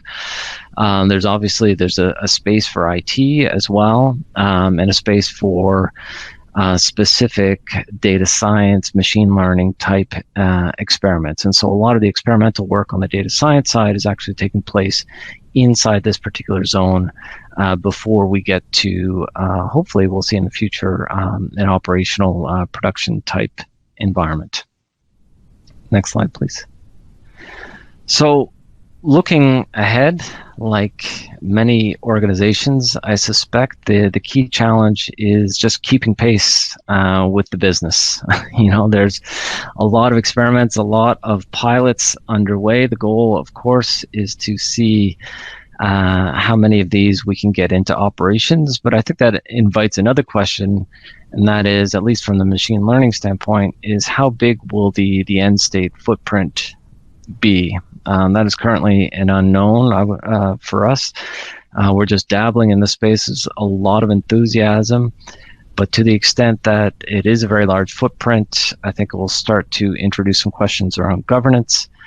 How do we govern these machine learning models in a different way? And then it also, of course, like any new things, it's largely additive work, and so it will bring stress onto the IT system that we'll have to manage. It invites questions around centralization as everyone starts to leverage a common platform. And with that comes costs. Security is obviously a factor in there as well. And then skills development is paramount to our future. I mentioned the role of the digital analytics zone in terms of skills development, but we have to partner with our colleagues in human resources to explore ways to be more intentional about some of the skill sets that we rely on, to make them more common across the organization and less niche even within the department. And then this always has the backdrop of the degree of scale of investment and transformation going forward, particularly in a post-pandemic world. And so the bank is just in the process of developing its 3-year strategic plan starting in 2022. So it'll be interesting to see the priority that is put forth in that respect there. And then quantum, I mentioned here because it's hard to talk about advanced analytics without mentioning quantum in the central banking community. Clear implications on the security side, of course, but also we're trying to understand the applicability for some particular use cases around, say, optimization problems and these sorts of things. I know that's a very high-level overview of kind of the current state at the Bank of Canada, but happy to follow up with anyone directly afterwards if of interest. Thank you. Thanks, Ben. That was a great way to kick off these discussions. The one thing we have here with the 4 central bank executives is a real range of very, very large institutions and also smaller national institutions. So now I'd like to have Ulrika present what the Reichsbank is doing, and it's an example of one of the smaller institutions among the great central bank representatives we have here. Thank you. Okay, thank you. So I'm going to talk about advanced analytics and AI at Sveriges Riksbank. The next slide, please. Our overall vision for information management is the right data in the right situation. Did you change? So the right information needs to be available to the right user at the right time with the right quality in an efficient way. Data is key for advanced analytics and AI. So to achieve our vision, we need to handle our data as a critical asset. Data is the gold of our time, so we need to treat it as precious as we treat the gold. We need to have appropriate data management. We need to establish rules, routines, and have a data catalog so we know what data we have, how to access it, and with clear definitions so we know the data and can trust the data. We need to provide an analytic platform with efficient tools to serve different users with different needs. And of course, we need to handle big data volumes, both structured and unstructured data. Next slide, please. So we have different kind of users that need different type of support and access to different type of data. We have our researchers, the data scientists, that are experts, and they need more freedom to explore and do in-depth analysis on, for instance, microdata. They need to access and handle big data volumes and unstructured data. They need to be able to choose their own advanced tools and try out new areas. They are very skilled in new ways of working, and they need nearly no support. On the other hand, we have our data consumers and decision makers who need efficient, standardized, and easy tools to visualize and access the data. Their needs of data are more predictable and recurrent. And sometimes standardized report can be enough, but sometimes they also want to dive into the data. And then we have the analysts, who are somewhere in between the researchers and the data consumers and the decision makers. They need to be able to focus on the analysis without putting too much time in how to get hold of the data or manage the data. They shall have efficient tool and guidelines to support their needs, which can differ depending on what sort of analysis they are doing. So sometimes they're more towards the researchers, and sometimes they're more towards the decision makers. Next slide, please. So to support different user needs, we are now implementing a data analytics platform. And the goal with this platform is to provide different tools and support for different user group with different skills and needs during the entire analytical process in a customized and user-friendly way. So from the data collection, we need to have efficient tools and ways to collect the data. We need to manage the data, where we handle the data and the data quality. And we need to store it. And we have, during the analysis process, we have different tools to support different user categories, and all the way to how to present and share the results of the analysis. Our guiding principles are that we shall democratize the access to that data and the possibility to perform analysis in an easy way. We want to reduce dependency on individuals and suppliers. It shall be user-friendly and accessible to all users. It shall also be easy to communicate and share the result from the analysis, both internally and externally. Easy to share our results and work together and learn from each other. We shall also be able to use modern ways of presenting with more possibility to advanced visualization. And next slide. Real-time data collection. Finally, an example of an experimental project that the research division and the data scientists conducted during the last year. We now have the possibilities of monitoring the economy at a higher frequency, and the COVID-19 pandemic has placed pressure on central banks to monitor the economy at a higher frequency than usual. In order to be able to quickly estimate how the pandemic affected the Swedish economy, we expanded our collection of high-frequency data, real-time indicators. We announced an experimental project that opened participation to the general public. We created a website that allowed real-time data sharing and visualizations with external participants, including academics and private companies. Next slide, please. So instead of requesting sensitive microdata and dedicating staff to learn its underlying data structure, the Riksbank instead decentralized the process by opening up a collaborative public channel through which academics and the private sector directly can contribute to the research in real time. Private companies, which know their data well and have skilled data scientists on staff, could decide what to contribute and in which form to provide it. So you can see on the left corner here, you can see the site Boka Bord, a digital restaurant table booking service, who offer to contribute weekly data of table bookings in Sweden.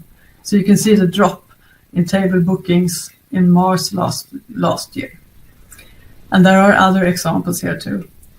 So this is a sort of crowdsourcing of data where we don't need to collect and handle all the data ourselves. It's more a collaborative approach.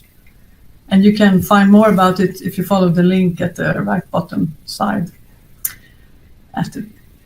here. So maybe next slide, please. So finally, some challenges and success factors. This is a complex area, and you should start with think big, make up the big picture, but start small, and then work towards the goal step by step. And as I said in the beginning, data is key. It's gold. It's the gold of our time. So you have to take real care of the data and the data quality and have reliable data. And you also have to be prepared to handle new type of data.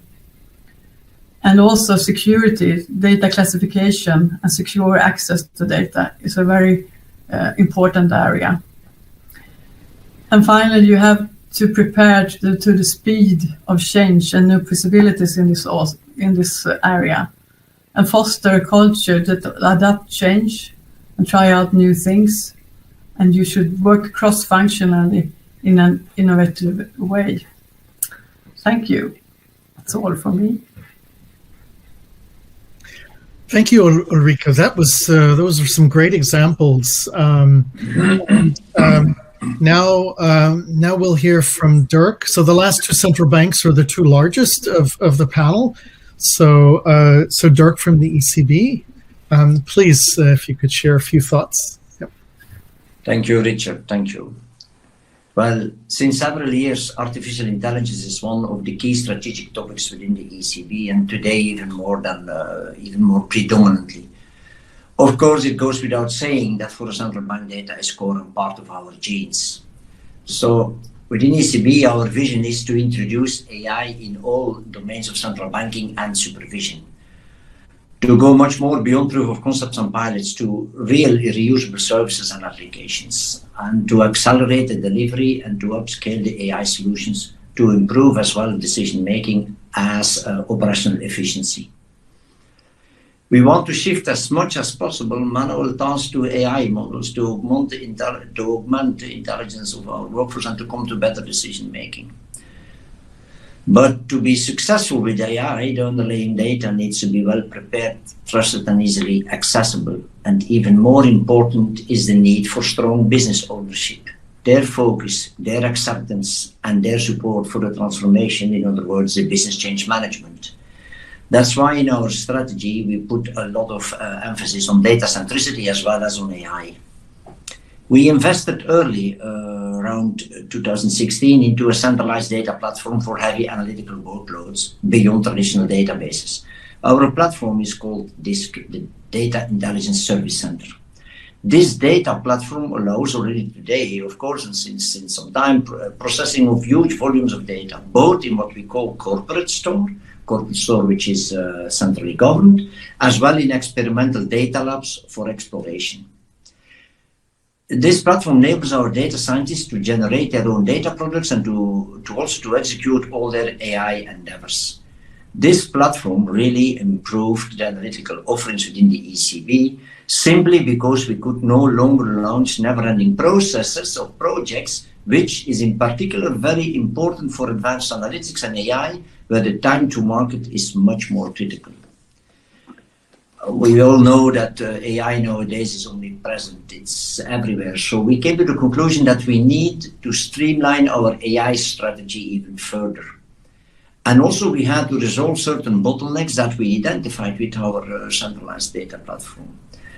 To achieve this, we have created an overall AI framework that includes, for instance, as a startup preparation phase with very clear quality gates to assess the engagement of as well the business and IT, which we consider as very important, followed by a severely time-boxed exploration phase, embracing the startup atmosphere required for innovative ideas to flourish, but time-boxed so that it doesn't go on forever. Here, during that phase, the make or buy decisions is a key activity. Then this is followed by a real development phase where we build the make models or we configure the buy solutions. And last but for sure not least, we have a machine learning ops phase where we have to strive to enable the reusability of the solution. For the moment, as we speak, we are looking at an end-to-end machine learning pipeline, considering both cloud-native approach as well as on-prem architecture.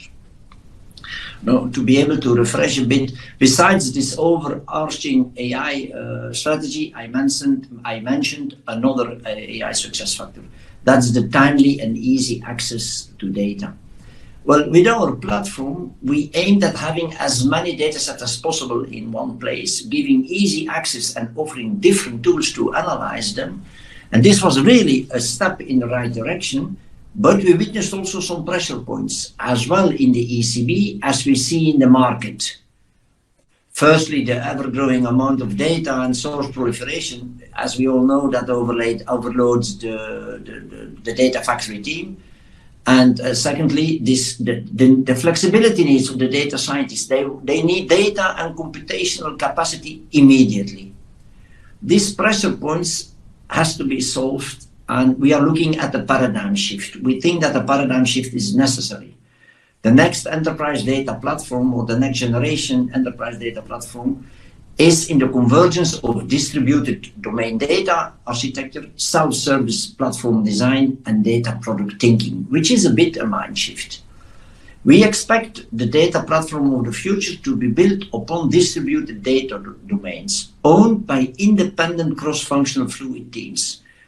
Those teams should have embedded all data skill sets and use the common platform to host, prepare, and serve their data sets, as well to execute their advanced analytics and AI endeavors. For me, the last AI success factor that I want to touch upon is an example for strong business ownership. At the ECB, we created a subtech hub, which is composed of both IT and SSM staff. It acts as a catalyst for innovation and addresses the supervisory needs, using technological innovation within the domain of AI and advanced analytics. It is a kind of hub-spoke model where the hub identifies the business needs, detects the synergies, acts as an innovation facilitator within these AI activities, and ensures strong business ownership.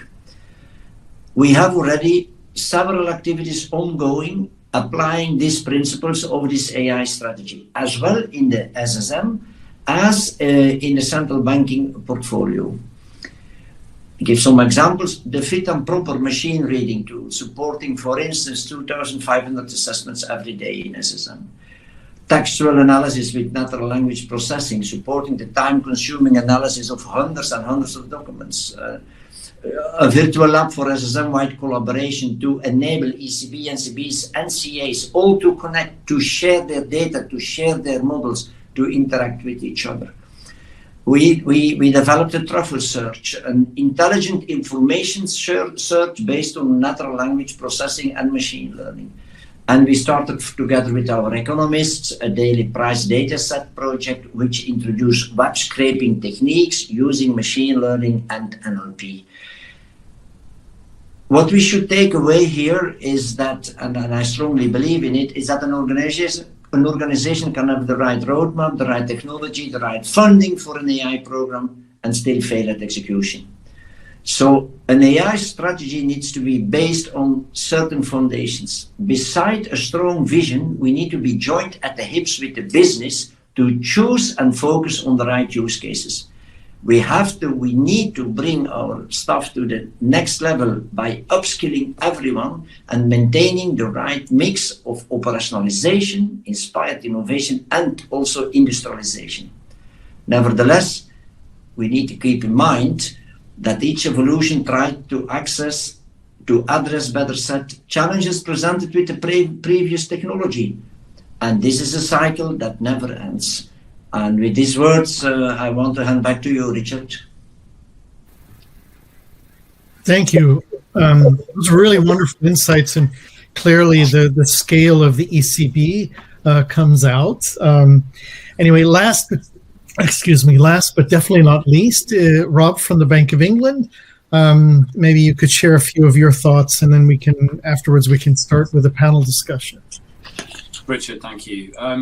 I thought I'd focus on three kind of topics today. So AI analytics at the bank, which is very similar to some of the other presentations we've heard. So I won't dwell too much on that. I'll focus a little bit on cyber actually and its use and AI being used in cyber, which I think there's some real novel applications that are worth considering and some really good user cases in this space. And then finally talk a little bit about ethics, the culture and the skills, which I think, although touched on by many of the other discussions, are really sort of the area of real interest as we move forwards on the topic of AI now.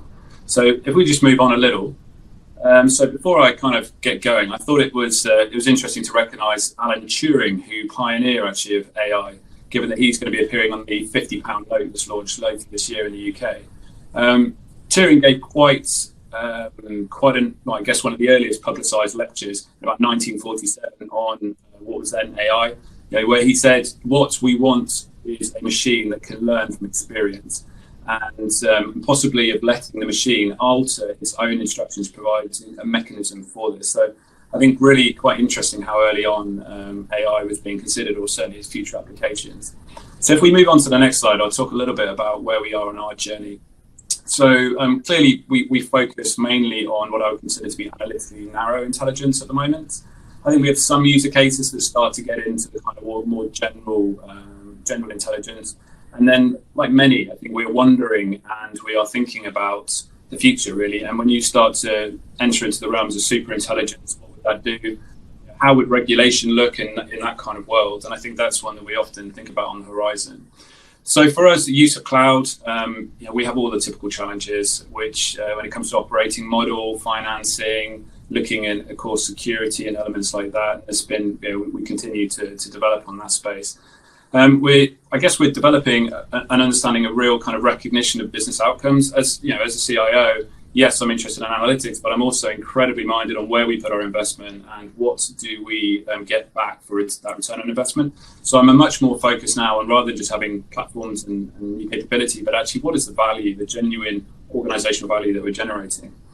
In cloud, certainly, and the future role it plays in analytics is a really important topic. And in fact, I recall spending about 90 minutes only a couple of months ago talking to our governor and governors about the use of cloud and how we will utilize it in respect to analytics. So it's clearly got a lot of attention. Like many data platform, we implemented one about 4 years ago. It is a large Hadoop cluster, which allows users to kind of use everything from R to R Shiny to Tableau. They're spinning up Python. They're using Python. They just spin up their own environments on demand, and they've got access to large quantities of data.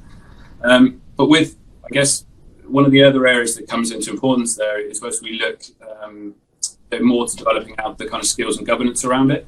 A couple of examples that we have today that have been quite interesting would be nowcasting GDP using news. So, what's in the news, text-based confidence indices, growth in forecasts, etc. Bottom-up understanding of the labour market using things like job adverts, which is incredibly interesting. And to be honest, one of the other areas is kind of the normal anomaly detection. So especially as we'll talk in a second around cybersecurity, but also operational areas, we're using our AI and ML capability in that space quite a bit. Skills and governance, I say, is a really interesting area for me. We have changed this quite radically over the last few years to things like having a dedicated information governance group that sits as a subcommittee to one of our exec boards. We also appointed a chief data officer who's an executive director to show, I guess, the importance of governance and structure, who I work very closely with. We have a centralized data governance team. We have an advanced analytics team, which is built up of a hybrid of business and technology resources. But I think as we go through, for us, it's really important that we focus on how do we maintain algorithms that are transparent, accountable, and making sure they're fair? And these are things that run very core through the values that we have today. So if I move on a little bit to cyber and AI, which is on the next slide. So there's a couple of things to call out on here. I think one of the really interesting areas is the user behavior analytical capability. So the growing field, if you like, of UBA is that we can now detect anomalies, patterns, and behaviors of use and respond to these quickly. Good examples for us is if a device pops up in an unknown location, we would block it. We see large volumes of documents moving, we're able to take immediate action. And I think with things like the growth of ransomware now, this is becoming an incredibly important application of kind of machine learning and certainly AI in regards to being able to respond incredibly quickly, quicker than we've got time to analyze the data and take human intervention. We want to make these interventions very quickly. Currently, we're defining most of these behaviors, but we're starting to now bring online methods and methodologies that then start to learn from user behavior and actually update the kind of parameters that we use to monitor. I noticed I was reading an article the other day where a number of organizations are now looking at things like speed of typing on passwords to identify if the user is in fact the person logging in or whether they should be restricted. Information security is another area where we're applying quite a lot of what we've learned over the last few years. There are a number of simple even applications out there that can help huge, which are based on AI kind of construct. If I think about how we, for example, prompting users when sending an email to say, you don't normally email this person at bank A, it's normally at bank B, and therefore restricting them from being able to send it. That kind of technology for us has enabled us to save hundreds of thousands of emails going out incorrectly and perfecting, as Eureka was saying earlier, that really important information and the use themselves. So there's quite a bit more, I think, development in certainly the future kind of SOCs, and the work we're doing there is very much now analytically based, whereas years ago it was more about control tool sets. We're seeing more data scientists working in that space, to be brutally honest. So we move on to the final slide, which I think just to challenge our thinking. And this area for me is one that is incredibly important, which is, we talked a bit about changing skill sets and mindsets, but AI natives, I think, is a really interesting area for us. I'm conscious of the differences of how the workforce will transform. A good example for me is my daughters, for example, who, they will ask Alexa or Siri questions which I probably would never have considered asking in the first instance. It is native to them. It reminds me of a discussion I had with a bunch of very smart graduates from Cambridge, actually. We were talking about digitalization across the industry. What was really clear is their view was that, maybe I was let off a little, but that digital was a learned behavior for me. But they considered themselves to be digital natives, and they could see that they would naturally move to social media and various different interactions as it came naturally, rather than being a learned behavior, which many of our workforces have today. And I think the same can be applied to the example of my daughter. When they enter the workplace, they will be native to AI, where many of those graduates I spoke to will probably still be learning that concept. And thinking about how we re-educate the workforce to really challenge their mindsets is something that we think about quite a great deal, as well as just generally skilling them. So I think the other final point I would talk about on this subject is around the sort of data ethics piece. If you take the example of my daughters I spoke to a while ago, they will automatically trust the output from something like Alexa, but they're not really thinking about the algorithm that's generated. I think we're going to spend a huge amount of time understanding and regulating the algorithms themselves to make sure that we understand whether we're getting false positives or whether we're getting true information, because we become incredibly reliant on that type of technology. I think that would be an interesting piece for us to look at. And similarly, the role of the technologist continues to evolve. Certainly for me, it now blurs the line between data platforms and, if you like, and data products, and the user skill set is becoming so much more technical that we are moving to that kind of one tribe method now. And I think we're seeing that increasingly at the bank, which is, how do we bring together teams on a shared outcome rather than differentiating between IT and business users? It becomes a coordinated team focused on delivering something. The role of IT and the technology team were there always to create guardrails, look at economies of scale, make sure we're bringing in the right tooling. But certainly I can see this evolving even more so over the future years as we become closer aligned to the business users as they become more technically adept. So I'll stop there, but clearly some serious thinking going on at the bank about how we use it, and some real use cases where we're getting some huge benefit from it. Great, Rob. That was fantastic. I think the four central bank execs have given a nice perspective across a range of topics. So now we have some time for hopefully a nice lively dialogue and a discussion.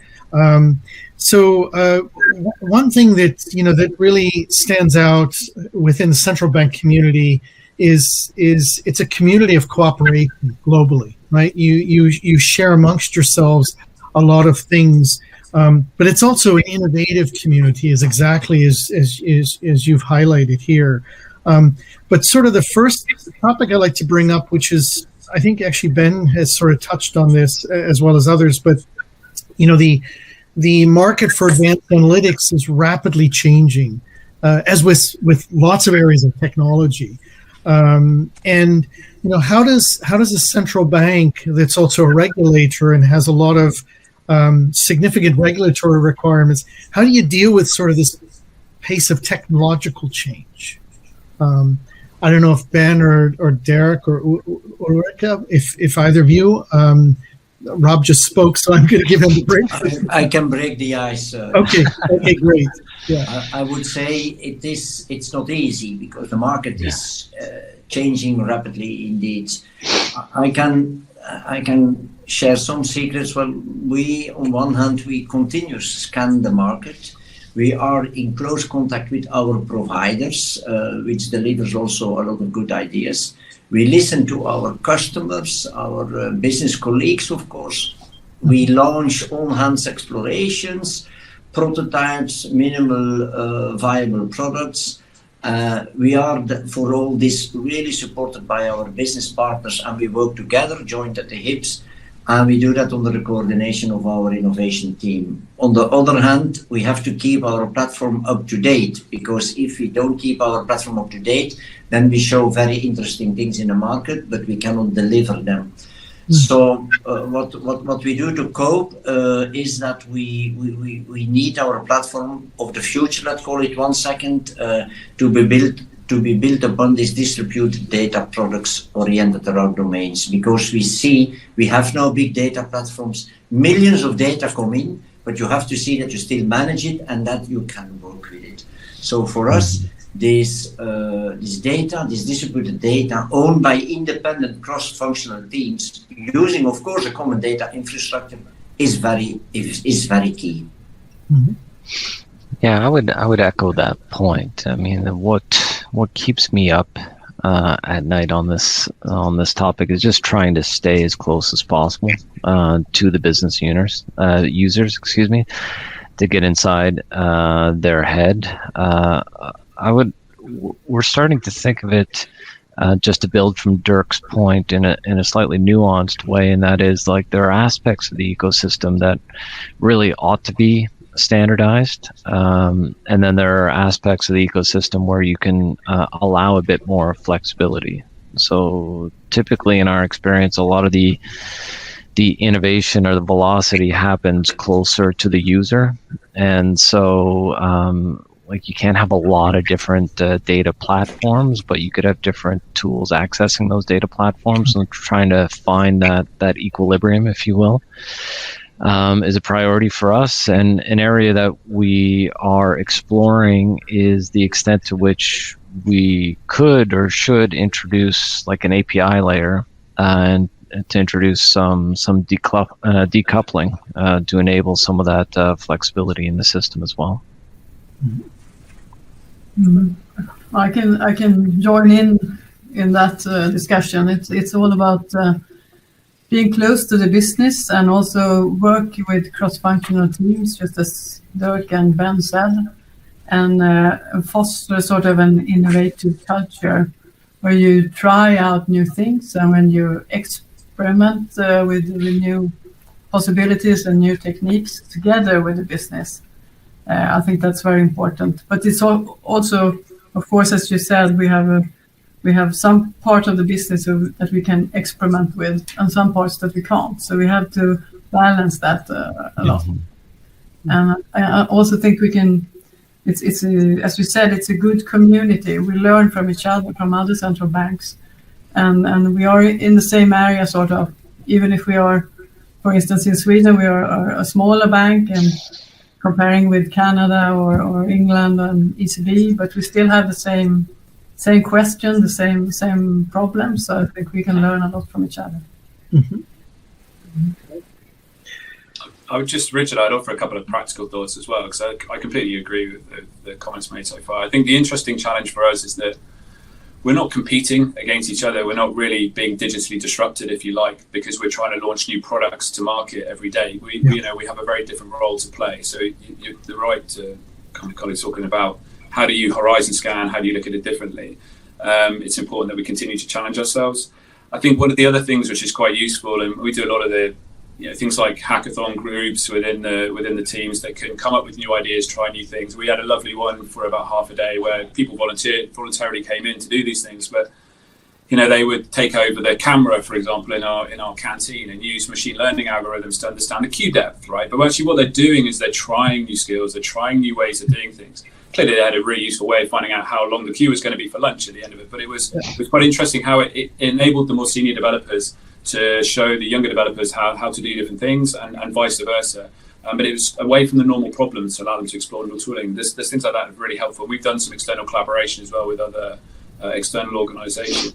I think the challenge is you don't always, it's good to be on the bleeding edge, but with AI and ML, I think it's such a broad sentiment that actually in some ways you have a bit of a second mover advantage because you can spend a considerable amount of money on this type of technology. But it's really important that you stay focused on, well, what is it we're trying to get? What's the question we're trying to answer? What's the value we're trying to deliver?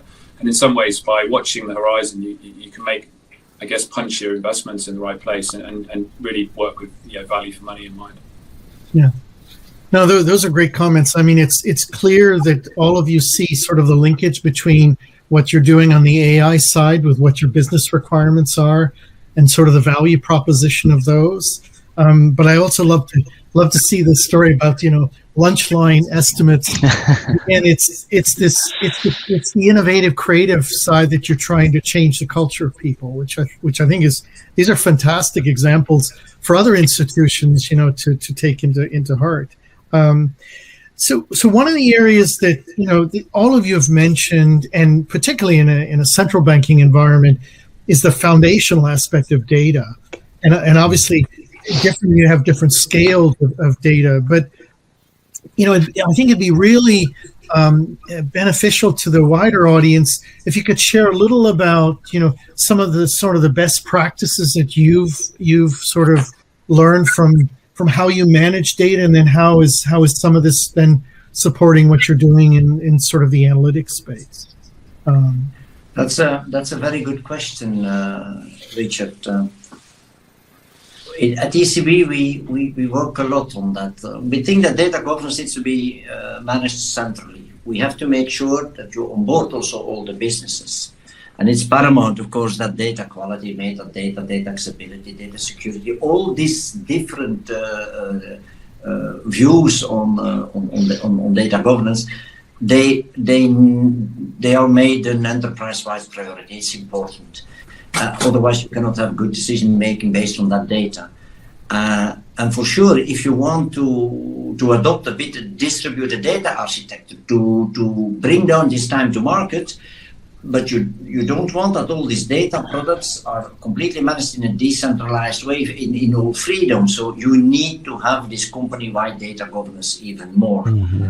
So nevertheless, that maybe it is physically one hybrid platform, but we want to organize the way that is work with data decentralized. Well, if you delegate this data ownership from the central platform to domains, well, we need absolutely this centrally managed data governance to make sure that all the data products are compliant with it. Yeah, and that's similar to the experience of the Bank of Canada as well. Like the way that the bank here is organized, there is a business unit called the Data and Statistics Office that oversees data governance predominantly for what we call the analytics community. So as distinct from, call it the corporate administration or the operations community. And so the questions right now are, well, given that there's lots of analytic applications or use cases in not only the operations community, but in the corporate admin, what does the future of data governance look like? Whereas we're like very sophisticated and mature, I would argue, within like one part of the Bank of Canada.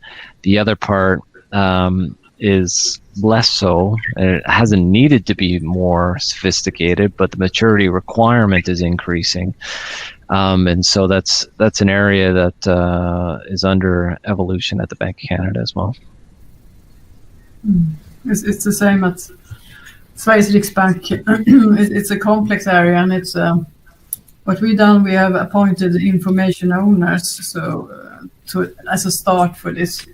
But it's also we have to put a lot of effort in having control of our data and classification of the data, and also how to get hold of the data. We like to have some sort of Spotify-like that you can download what kind of data you want to. But it's very hard to build a platform or a storage of data that can sort of solve all the needs that the business have regarding data. Mm-hmm. Mm-hmm. If I could add one other thing on this topic, I think there's an increase in conversation and a lot of focus on bringing up the overall baseline of the Bank of Canada in terms of a data literacy perspective. And I think that'll bear a lot of fruit in the long term, because traditionally I would argue that the skill sets and the knowledge, the understanding is somewhat of data, machine learning, analytics is somewhat asymmetrical across the bank. And so the more that we can bring everyone else to a common baseline, I think the more we'll be able to take advantage of some of these opportunities in the future. Rob, on the Bank of England, do you have any particular best guidance on all the data that you're managing? I mean, I would agree with some of the comments made, right? I think data stewardship and data ownership is absolutely paramount.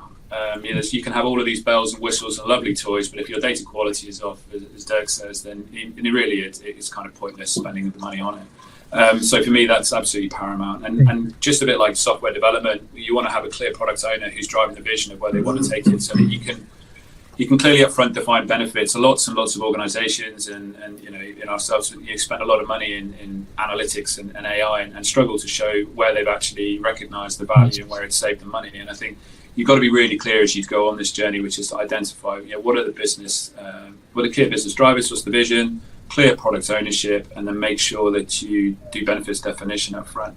I think it's interesting, even now when I think about the users and trying to skill them, the point that Ben was making, that's key.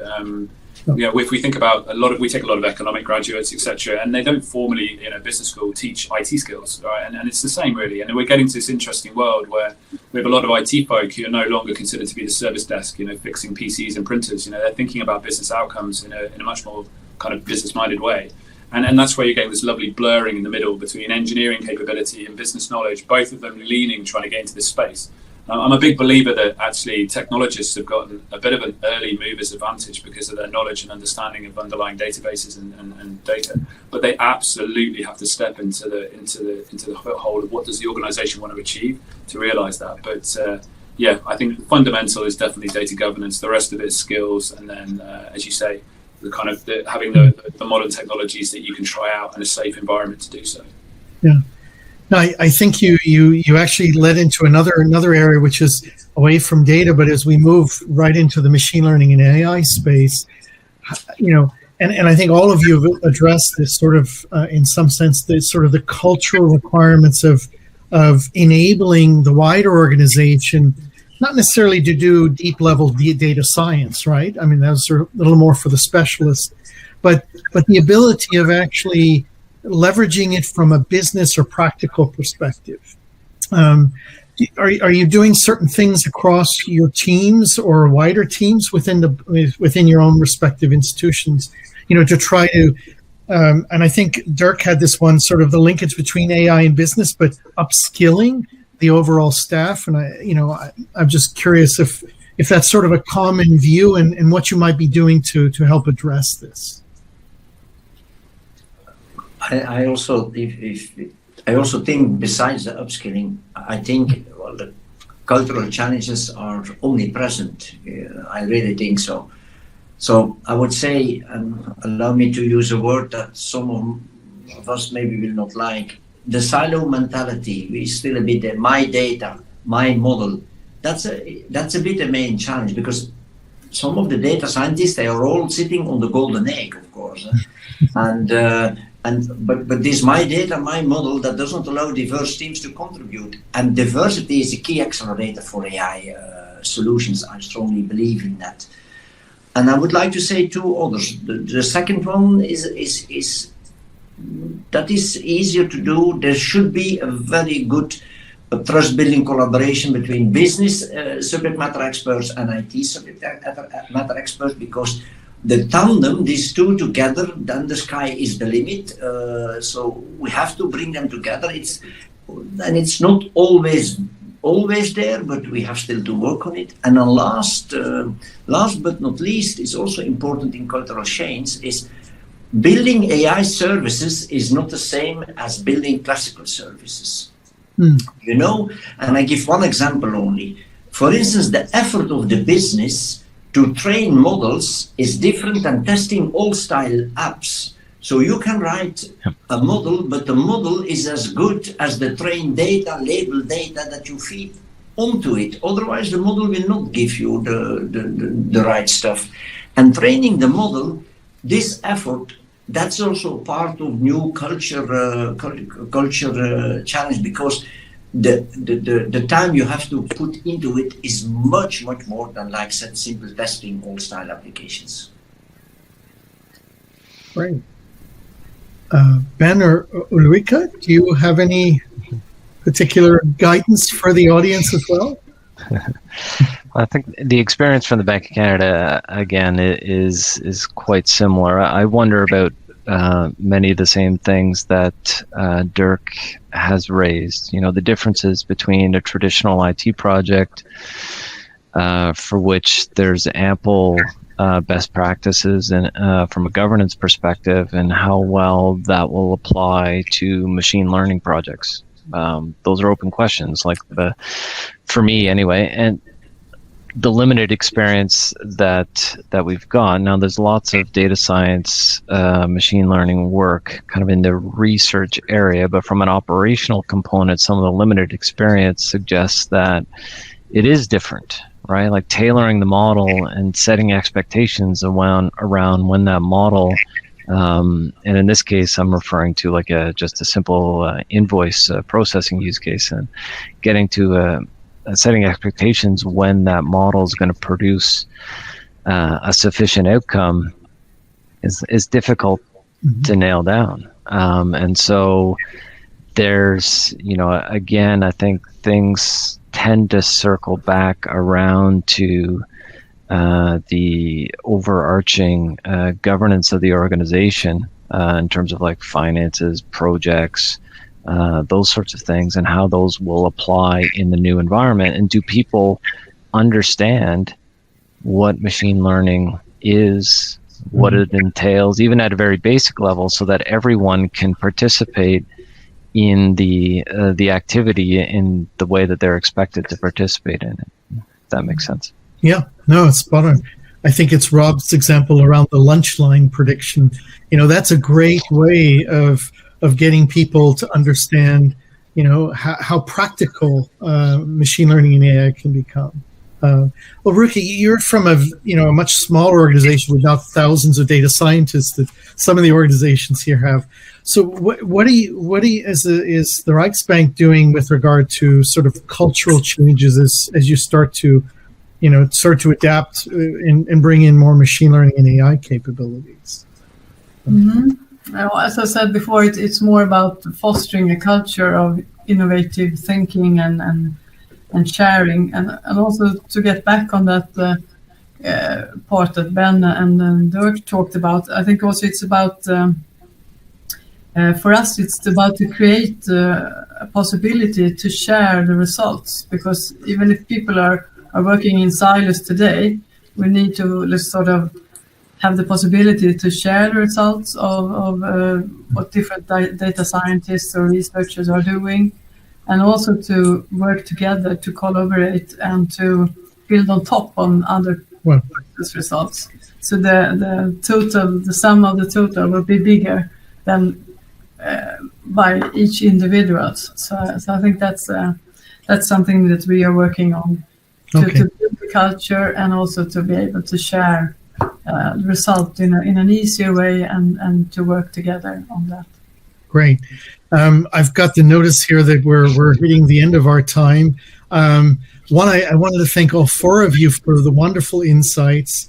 I think you really illustrate how central banks and regulators are driving innovation in all aspects of your business, but you're doing it in a very structured, sort of paced manner, which I think is really important. And I think in my mind, the most telling part about this is how you're also focused on making sure there's value driven. It's not just purely innovation for innovation's sake.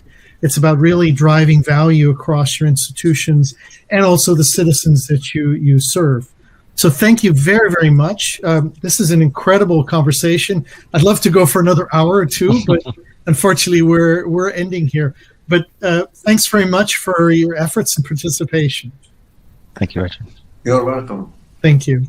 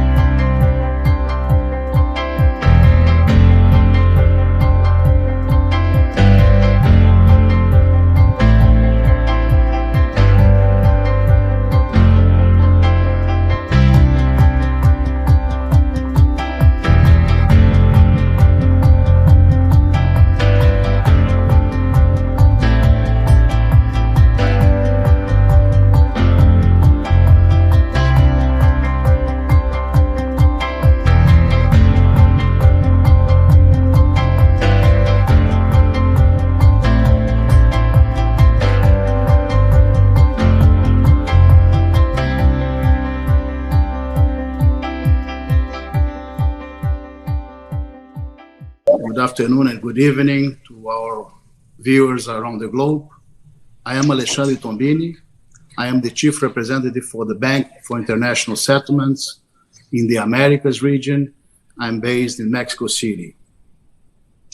I'm very honored to have here today with us Governor Campos Neto from Banco Central do Brasil and Governor Diaz de Leon from Banco de Mexico to talk about the innovation that the central banks in the region are conducting, not only themselves, but also supporting innovation in this digital era.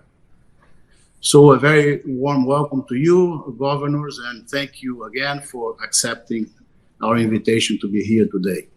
So before I start my conversation with you, I would like to provide our audience with some background information. Technology is definitely changing financial services. This includes the way we pay and even the nature of money itself. This is true globally, and it's in our region as well. We're talking here about Latin America and the Caribbean. In the last few years, we have seen a flurry of activities and enormous progress in Argentina, Brazil, Chile, Colombia, Mexico, Peru, and several other countries. This flurry of business projects has been accompanied by important public sector policies, and three types of these initiatives stand out. First, several central banks have made significant progress in revamping their domestic retail payment systems. The central banks of Brazil and Mexico are at the forefront of these efforts with the creation of digital retail payment systems such as PIX and CODI, respectively. Second, countries in the region have also updated or created laws and regulations to facilitate innovation. Argentina's Transferencias 3.0, the Mexican FinTech Law of 2018, and the Central Bank of Brazil's regulation to enable the gradual adoption of open banking are just a few examples in our region. Finally, many central banks in the region are actively studying the potential benefits, costs, and risks of central bank digital currencies, or the so-called CBDCs. Some, for example, the Central Bank of the Bahamas and the East Caribbean Central Bank and the Central Bank of Uruguay are already testing the use of some form of CBDCs within a subset of their country's population. All these initiatives are a response to the challenges that countries in the region are still facing, namely weak competition among payment service providers and poor interoperability still make payments quite expensive for both consumers and merchants. Latin America and the Caribbean also lag behind other regions in terms of access to cashless payments. Those interested in knowing a little bit more of the challenges faced by retail payments in the region and the initiatives taken by central bank can read an article that I have written with two colleagues of the BIS, Viviana Alfonso and Fabrizio Zampoli, which is being published in the December 2020 issue of the BIS Quarterly Review. As stressed in our annual economic report of last year, and in several speeches by our General Manager, Agustin Carstens, and my colleague Benoit Gouret, among others, the BIS sees private and public initiatives in the area of payments and financial innovation as mutually complementary. The private sector is generally better at developing and adapting new technology to meet end users' needs. But central banks and other public authorities play an essential role. Most importantly, they provide a public good of trusted money. They also ensure adequate levels of safety and security, coverage, and competition. Let me conclude by saying a few words on what we at the BIS, and especially at the BIS Americas office, are doing to facilitate the job of central banks in the area of technological innovation. The BIS Innovation Hub is heavily involved on a global scale, not only on the study of the economic implications, but also to develop technical tools and solutions in fields as various as retail payments, settlements of trades, CBDCs, and financial supervision. And the Americas office has established a consultative group on innovation and the digital economy, a forum where specialists from central banks in the region share technological know-how. And this group is working closely with the BIS Innovation Hub and is currently working out a technical solution on how to enable open finance through application programming interface APIs. So without further delay, let me start the conversation with the two governors. They are here today. So I begin with Governor Diaz de Leon. So, and this question goes for both of you. What's your vision about future payments and financial sector service in your country with this within this digital era? And what do you see as obstacles that we need to overcome in the future to get where you want to go in terms of progress in payments and financial services in your jurisdiction? So, Governor Diaz de Leon, I yield the floor to you. Thank you, Alexander. First of all, thank you for the opportunity and to the BIS to be part of this effort. Let me start saying that central banks, we're all familiar with providing our countries with national currency. And that's not only bills and coins. Clearly, bank deposits are a form of money, and transfers and payment system, therefore, are essential to central banks. And they are a very critical form of how we conduct transactions in our economies. In this regard, Banco de Mexico's vision on payment system is to provide everyone with seamless and safe payments. Everyone should be able to send or receive digital payments. Payments have to be immediate, have to be also low cost and easily accessible. And in terms of security, there needs to be full transparency of each transaction and clear responsibilities, especially on the side of consumer protection. Let me say a word about IT revolution, how it is transforming financial services. Clearly, new technology is developing networks and providing devices that reduces dramatically large fixed costs that have been a very heavy burden for the sector and for financial inclusion, especially in Latin America. And that's why it is such a big opportunity. And also, let me say an additional word related to the pandemic. The pandemic has deepened the digital divide. Now, financial inclusion, it's not only a good thing to do and an opportunity. It has become an imperative, and especially for our countries. And in terms of the roles that the central bank can play, and there are many roles, we have some responsibilities as regulator, as operator, as developer, and also as a catalyst in what we can call the payment ecosystem. And here our goals are to align incentives to achieve maximum social benefits, to address market failures, and promote competition. And also, we need to promote interoperability. The benefits of economies of scale and scope, and even network positive externalities are only attainable if you have interoperability. And also, we need to develop public infrastructure on which the private sector can develop payment services and a wide array of customer-driven solutions. We need to promote a level playing field for participants in innovation and avoid, this is very critical in this kind of networks, and avoiding a winner-takes-all type of outcome. Thank you. Very good. Thank you very much, Governor Diaz de Leon. Governor Campos Neto, what's your vision for payments in Brazil and the financial system? Thank you. Thank you, Tombini. I want to thank Alejandro. I want to thank the BIS for the opportunity. I think if we think about the future of the financial industry and payments, they go hand in hand. And I think probably the acceleration in technology that we see in the next 2 years is going to be more than what we saw in the last 10. Because a lot of important things are acquiring exponential formats. What has actually happened lately is it's becoming very, very cheap to produce data. It's becoming very, very cheap to store data through the cloud. And it's becoming now very, very cheap to interpret data to all the artificial intelligence and all the algos and so on and so forth. And I think when the quantum computer arrives, that's going to actually have an exponential jump. So when we think about financial service, it's all about information. The biggest barrier to entry today is asymmetric information. Credit is a business of information. Financial services in general is a business of information. So I see a couple of trends developing in which a lot of things are going to be bound together. So one of the things that I'm seeing now is this convergence between social media and banking. And I think we're seeing that more and more now. I think what people desire, and I can see that in many different dimensions. You're seeing, for example, today, a huge convergence between texting, the apps that people use to communicate, with content, which is where people look at the content that they want, and payments. And we are seeing that in Brazil, for example, we have a big group from social media developing payments. We have that in India. We have that in many other places. And that's very important because the amount of data that if you have a vertical chain with texting, contents, and payments, the amount of data that you can produce is amazing.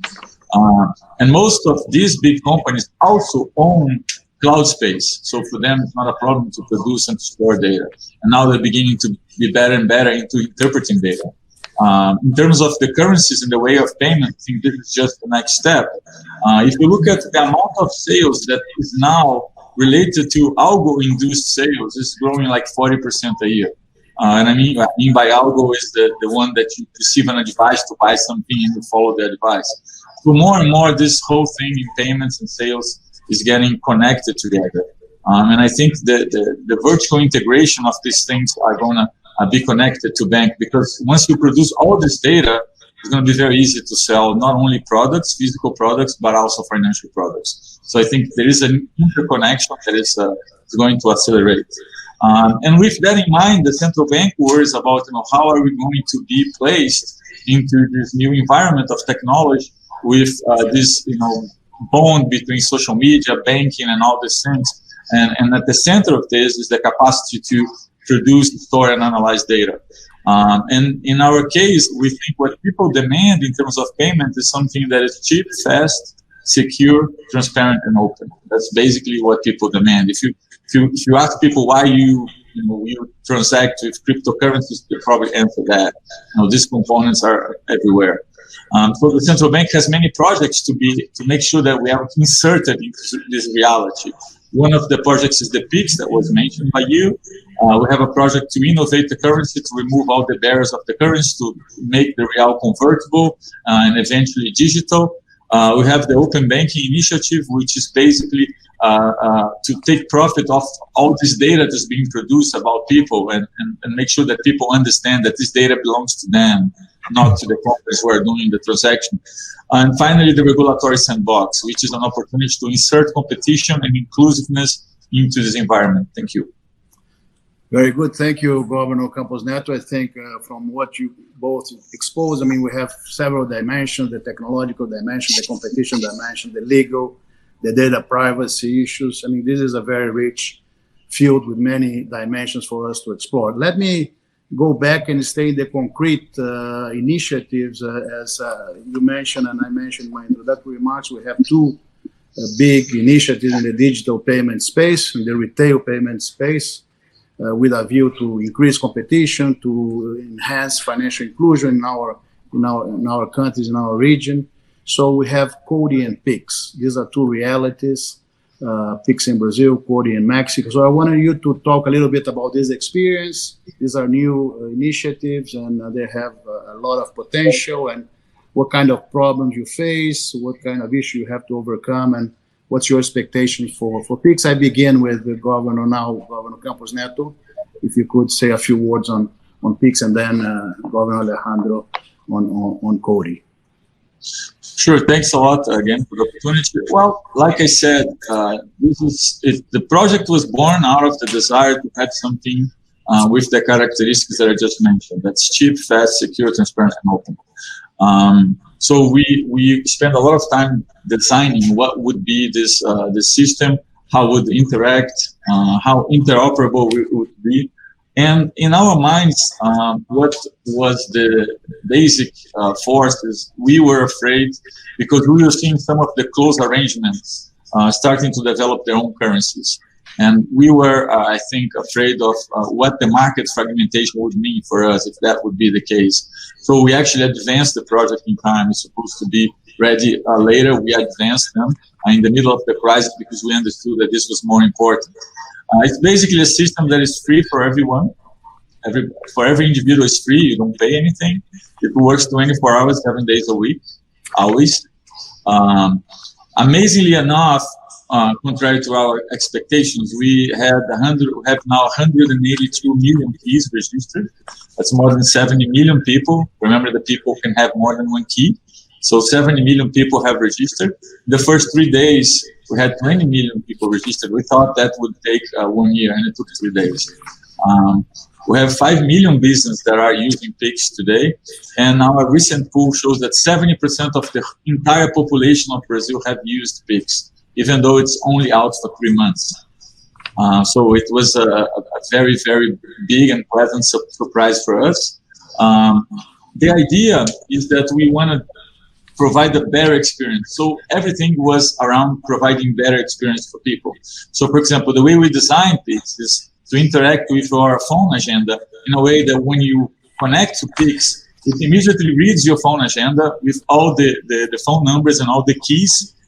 It identifies if the information that you have in your agenda is a key, and if it is, making a payment is as easy as using WhatsApp. So it was very important for us to be user-friendly, so we spent a lot of time on that. Also, we wanted to make sure that we had space to have new business model, because a lot of people who produce things that are very cheap, if the ticket is very low and the payment is very expensive, we don't have that kind of business model. So after PIX, we see that a lot of new business models are being born in Brazil. The low cost that I already mentioned. Remember that for people it's free, and for companies it's very, very cheap. We think there is a dimension of inclusion that's very important on this project. And then I think the final feature I would say is the digitalization of people. We paid a large program during the crisis that helped digitalize a lot of people, so PIX was very good instrument for that. We think actually the key that was used in PIX could be developed into what we think is a digital ID for the future. Today, for example, we already have started the PIX for paying taxes, paying utilities, everything related to your daily life will be connected to PIX, and the government services will also be connected to PIX. So there is a potential to become a digital identity. Thank you. Very good, very impressive, Governor Campos Neto. So I yield to you, Governor Alejandro, for CODI. Yes, and basically the interbank electronic payment system that we have is our RTGS payment system. That is the cornerstone where really all of the other services work. It is obviously a real-time settlement services with high security standards, 24/7 functionality with wholesale and retail capacity and strong business continuity process. Through this RTGS system, we have reached north of 1 billion transactions last year with a growth of 57%. And from these payments, the payments below $400 reached 885 million transactions, and it grew last year 90% vis-a-vis the previous year, which highlights, I think, also, especially for the pandemic, that this type of means of payments are critical.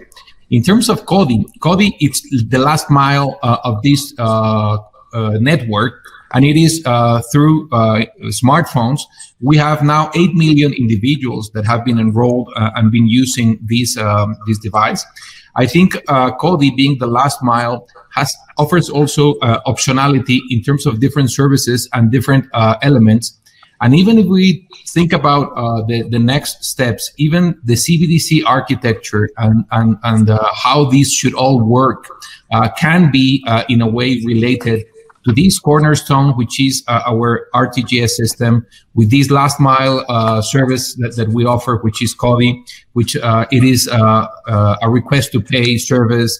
It links users directly, and we expect that this would be a thriving ecosystem. As I said, we already have 8 million users of this last mile service, and we hope that this will be also a critical element for financial inclusion. We have around 40 million Mexicans that have a smartphone and that don't have a bank account. And clearly, this is the type of service that we can use to narrow that gap and to bring financial services to a large part of our population. Thank you very much, Governor Diaz de Leon. Let me now turn back to you, Governor Campos Neto, and I would like to talk about open banking. As I mentioned in my introduction, you also in your introductory remarks, there are, as we speak, important efforts being made to develop open banking, both in terms of technical architecture as well as regulation. So I wonder if you could share with our audience what are the prospects and main challenges that you are facing in developing the open banking solutions in your country, in Brazil. Thank you. Like I said, referring to the first question, I think the business of financial services is becoming more and more a data-driven business. It's more about informatic information, asymmetric information. It's more and more about the way people see data and how you're able to price products using data. So open banking is at the heart of that, because open banking, what it does, it tells people that you can use your information to get better services, more tailor-made services at a better price. And the information doesn't belong to the institutions that are doing the transaction, it belongs to you. So I think this is very important and is very connected to where the financial industry is going. When you think about open banking, I've worked in open banking projects in other countries before. There is always the dimensions where you have more noise in the beginning of the project. One of them is always cost sharing, so who shares the cost, how you structure that over time, the access smaller institutions will want to access bigger institutions much more often, and giving access has a cost, so who pays for the cost? So the cost channel structure is always one thing that we needed to make sure that in our project was well designed. The second one was the scope, and the scope is both the scope of products and the scope of information that is available. So what kind of information banks need to give? They have strategic information that belongs to the way they model credit, and that belongs to them. And there are information that belongs to the user. So where do you draw this line? For us, it's very important to tell people that the line is drawn in the following way. If the information is given to someone and is part of a negotiation of acquiring a financial product, that belongs to the user. But if it's information that you use to arrive at a price, that belongs to the company. And that was very important from the very beginning. The third thing is the gates in terms of security, how you make sure that all the gates have a minimum standard so that the whole system is safe, and data privacy. So these are the dimensions that I think we are working more and more on the open banking. Like I said, the integration technology platforms is very important. The inclusiveness and the increasing competition, I think, needs to preserve security. And we use all the information from international experiences. We want to make a wider open banking, so internally we call it open finance, because we have insurance and other things that are going to be connected to. The project started the first phase started now in February 21. By the end of 21, we're going to have to close most of the first phase, going into the final stage of the project. And I think it's going to be very, very important to guide the financial system in Brazil to this future that's more inclusive and competitive. Thank you. Thank you very much, Governor Campos Neto. Let me turn to you, Governor Alejandro. One issue that I want you to share with us is how do you see this sort of a level playing field where you have the old intermediaries and then this new technology coming with all this digital payment system, etc., bringing a whole different types of intermediaries, types of players into this scenario. So how do you see the level playing field between banks and non-banks going forward? I think it is critical. I think in a broad concept, fintechs and big techs and non-banks in digital financial ecosystems, I would say they are both an opportunity and a challenge. There are key principles that should be pursued. One is to ensure universal access.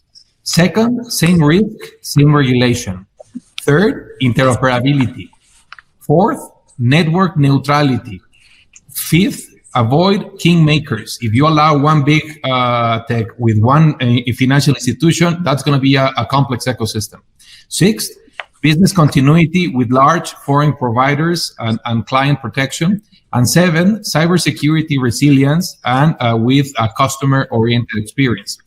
And I think the implications of these, let's call it open architecture in these kind of services, has to, at the end of the day, promote better services for clients. They have to reach new sectors of users and use data sources not traditionally available. And I think it also has to strive to contribute and obtain tailored financial services with higher value added, and also to improve customer experience and expand financial inclusion. I think these are all objectives that we're trying to seek and trying to pursue.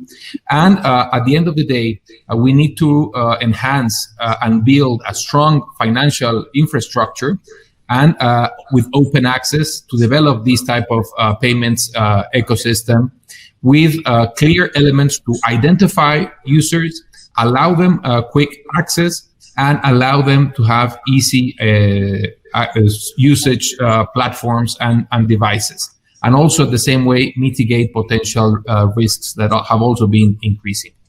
Thank you. Well, thank you very much. We have very little time, unfortunately. This is a formidable discussion today. I'm sure our viewers will benefit greatly from this interaction, but I couldn't finish without asking about CBDC, the Central Bank Digital Currencies. So we've seen that there are some pilot programs here in the region, the Caribbean and Uruguay, and it seems like all central banks around the globe are studying the benefits, the cost, the potential risks. So very quickly, I know this is a complex question, but so your impressions on this issue, please, Governor Campos Neto, and then Governor Alejandro to finish up. Yeah, I'll be very fast so that Alejandro has time. We are in a formal process of developing the CBDC in Brazil. We are advanced in stages. I think the project revolves around key questions that have not been answered everywhere.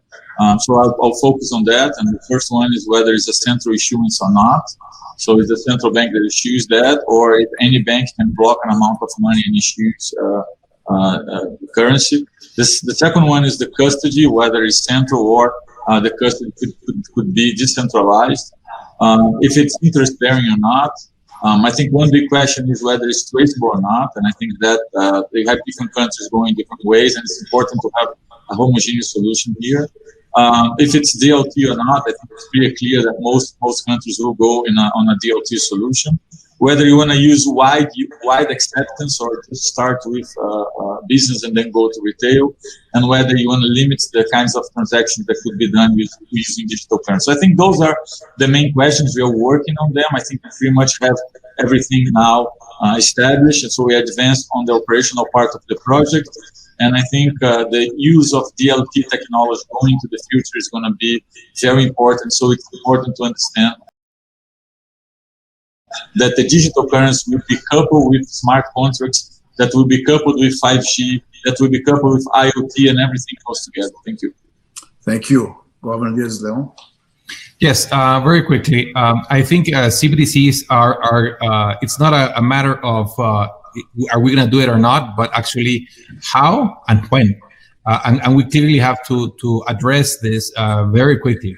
The key issues are to address the needs of consumers and how to protect them, even monetary policy implications, and to be, I would say, to try to find the right technological solutions. I think in terms of DLT, at the end of the day, this has a critical advantage when you don't have a trusted central counterpart. And I think central banks are a trusted central counterpart. So I think we should be agnostic about what are the best technological solutions for this. I think we should also understand that at the end of the day, it should be an extension of the currency that we're already providing, just with a different face.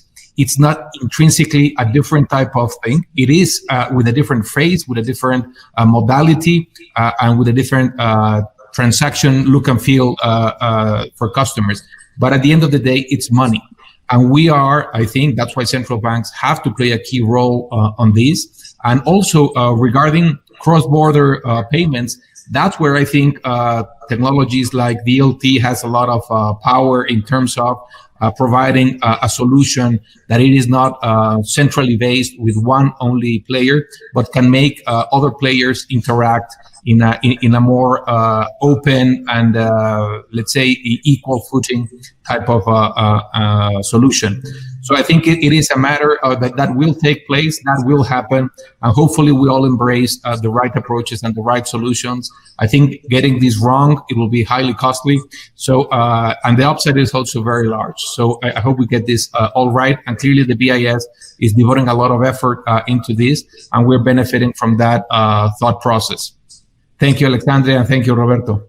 No, thank you very much, Governor Campos Neto, Governor Alejandro Diaz-de-Leon. This has been a formidable conversation, so I'm sure we all benefit from this exchange. So thanks again, and have a safe day. Thank you. Thank you. Bye. Thank you. Bye-bye.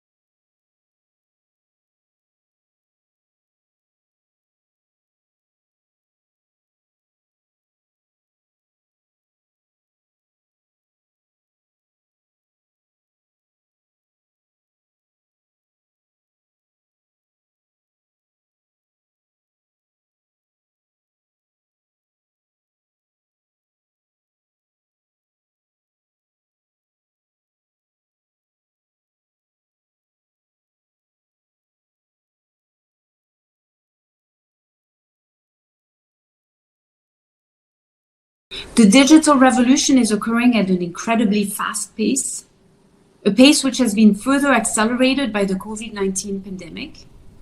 And the ultimate impact of this digital revolution on the financial sector is yet to be determined. Will it merely translate into technological progress in terms of greater efficiency? And or could it spill over and affect more fundamental policy questions? Indeed, as you have heard today from the various discussions, new technologies such as DLT or AI, new players such as big tech, and new consumer preferences such as contactless and instant payment all have the potential to affect both the plumbing of the financial system as well as its underlying dynamics. Central banks need to understand how the digital revolution is going to affect their areas of activity, where they may want to embrace innovation, and how they can harness the opportunities while simultaneously mitigate associated risks. In my remarks today, I would like to focus on 2 points. First, the relevance of new data in this digital revolution. And second, the importance of building bridges to understand the new landscape of risks and opportunities. Let me start with the relevance of new data. In financial markets, new technologies and computer power have resulted in a dramatic increase in the frequency of trading, the speed of information flow, and the adoption of automated means of trading, such as execution algorithm. Are these technological innovations making financial markets just much faster, larger, and more global? Or do growing digitalization and automation have the potential to change the underlying dynamics more fundamentally? To shed light on this very issue, a BIS Markets Committee study group that I had the honor to chair has recently examined these questions from one particular perspective: the impact of the growing use of execution algorithm in the FX market on market functioning. What did we find? The good news is that execution algorithms are found to help end users navigate increasingly complex and fragmented FX market, and hence are regarded as a net positive for financial markets. Over time, however, the growing use could, in fact, change the underlying market dynamic. What do I mean? Let me explain with 2 examples. First, as execution algorithms slice orders into smaller pieces, market functioning depends less on the absolute depth of any one order book, as reflected by traditional measures of liquidity, and more on how rapidly liquidity in the order books is being replenished. To adequately capture such a new dynamic, novel liquidity indicators are needed to move away from traditional stock or snapshot concept of liquidity to a continuous flow or replenishment concept. But this is not a minor adjustment. It requires accessing a new generation of data, possibly at the sub-millisecond frequency, and creating a new data architecture to harness these new data. Second, execution algorithms facilitate the growing trend towards internalization, which is the practice of executing trades away from public trading venues and instead on proprietary platforms. At the current juncture, this is a positive development. Liquidity providers and dealers avoid intermediation costs, while end users reduce information leakage and hence the market impact of the trades. However, beyond some inflection point, if too many trades become internalized, this could reduce the trading volume on primary venues to a point where the price discovery process could become inefficient and therefore detrimental to market functioning. The trick here is to understand at which point too much of a good thing, here internalization, becomes too much for market functioning. What do these results tell us? Beyond the very specific question raised in the BIS report, one thing is clear. If technology affects the underlying dynamics of financial markets, central banks must be in a position to identify and understand these changes, track their evolution, and analyze the broader impact. This requires an ability to adequately access, process, and analyze relevant data. Today, fast-paced market data can be extremely costly and even then difficult to obtain. In this context, it is important for central banks to identify which types of data they need and for what purpose, what is readily available at what cost, and whether they can find better ways to access relevant data. For example, which sub-millisecond data frequency is really needed to explore the impact on price formation? Is real-time or near real-time enough to identify changes in individual agents' behavior? And which particular aspects of the market microstructure needs to be tracked for analytical, monitoring, or even crisis management purposes? All of these are very important questions. And beyond access to data, novel platforms and architectures are needed to aggregate and process large amounts of data in real time or quasi-real time. In many instances, this may require the use of new technologies, such as the one applied by big techs, and cloud solutions to store large amounts of data. This raises many new challenges for central banks, especially as the trend towards increased cooperation with third parties requires addressing issues such as confidentiality and cyber risk proactively. For instance, central banks may need to determine which parts of the data and application can be shifted to the cloud and which one should remain on a proprietary infrastructure. Moreover, exponential growth of new data also requires the adoption of new skills and new tools that allow for the extraction of the relevant nuggets of information with a view to ultimately turn data into policy-relevant insights. The previous panel session with Richard Harman has shown impressively how advanced data analytics and AI are increasingly gaining traction and provide for exciting use cases in the central banking space. And as you saw earlier today in the showcase of the Swiss Center of the BIS Innovation Hub, the cloud-based real-time market monitoring platforms developed in the RIO project is a concrete example how central banks can make use of new architectures and new tools to address the very new challenges posed by rapidly evolving, fast-paced financial markets. Project RIO could provide central banks with a monitoring dashboard of market quality and market conditions in real time and inform central banks about unusual market dislocation, liquidity shortages, and volatility spikes.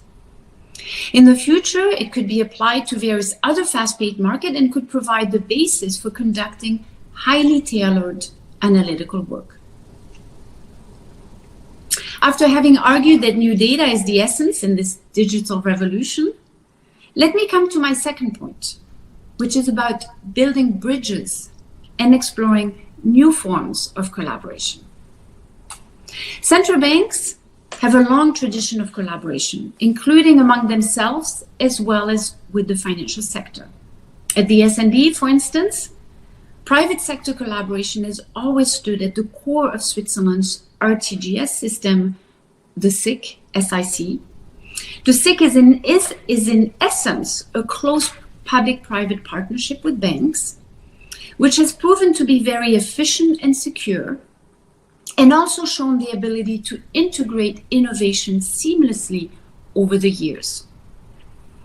The pace and disruption caused by technological change today, however, requires central banks to both intensify traditional forms of collaboration as well as seek new forms of collaboration. I see three pillars in particular.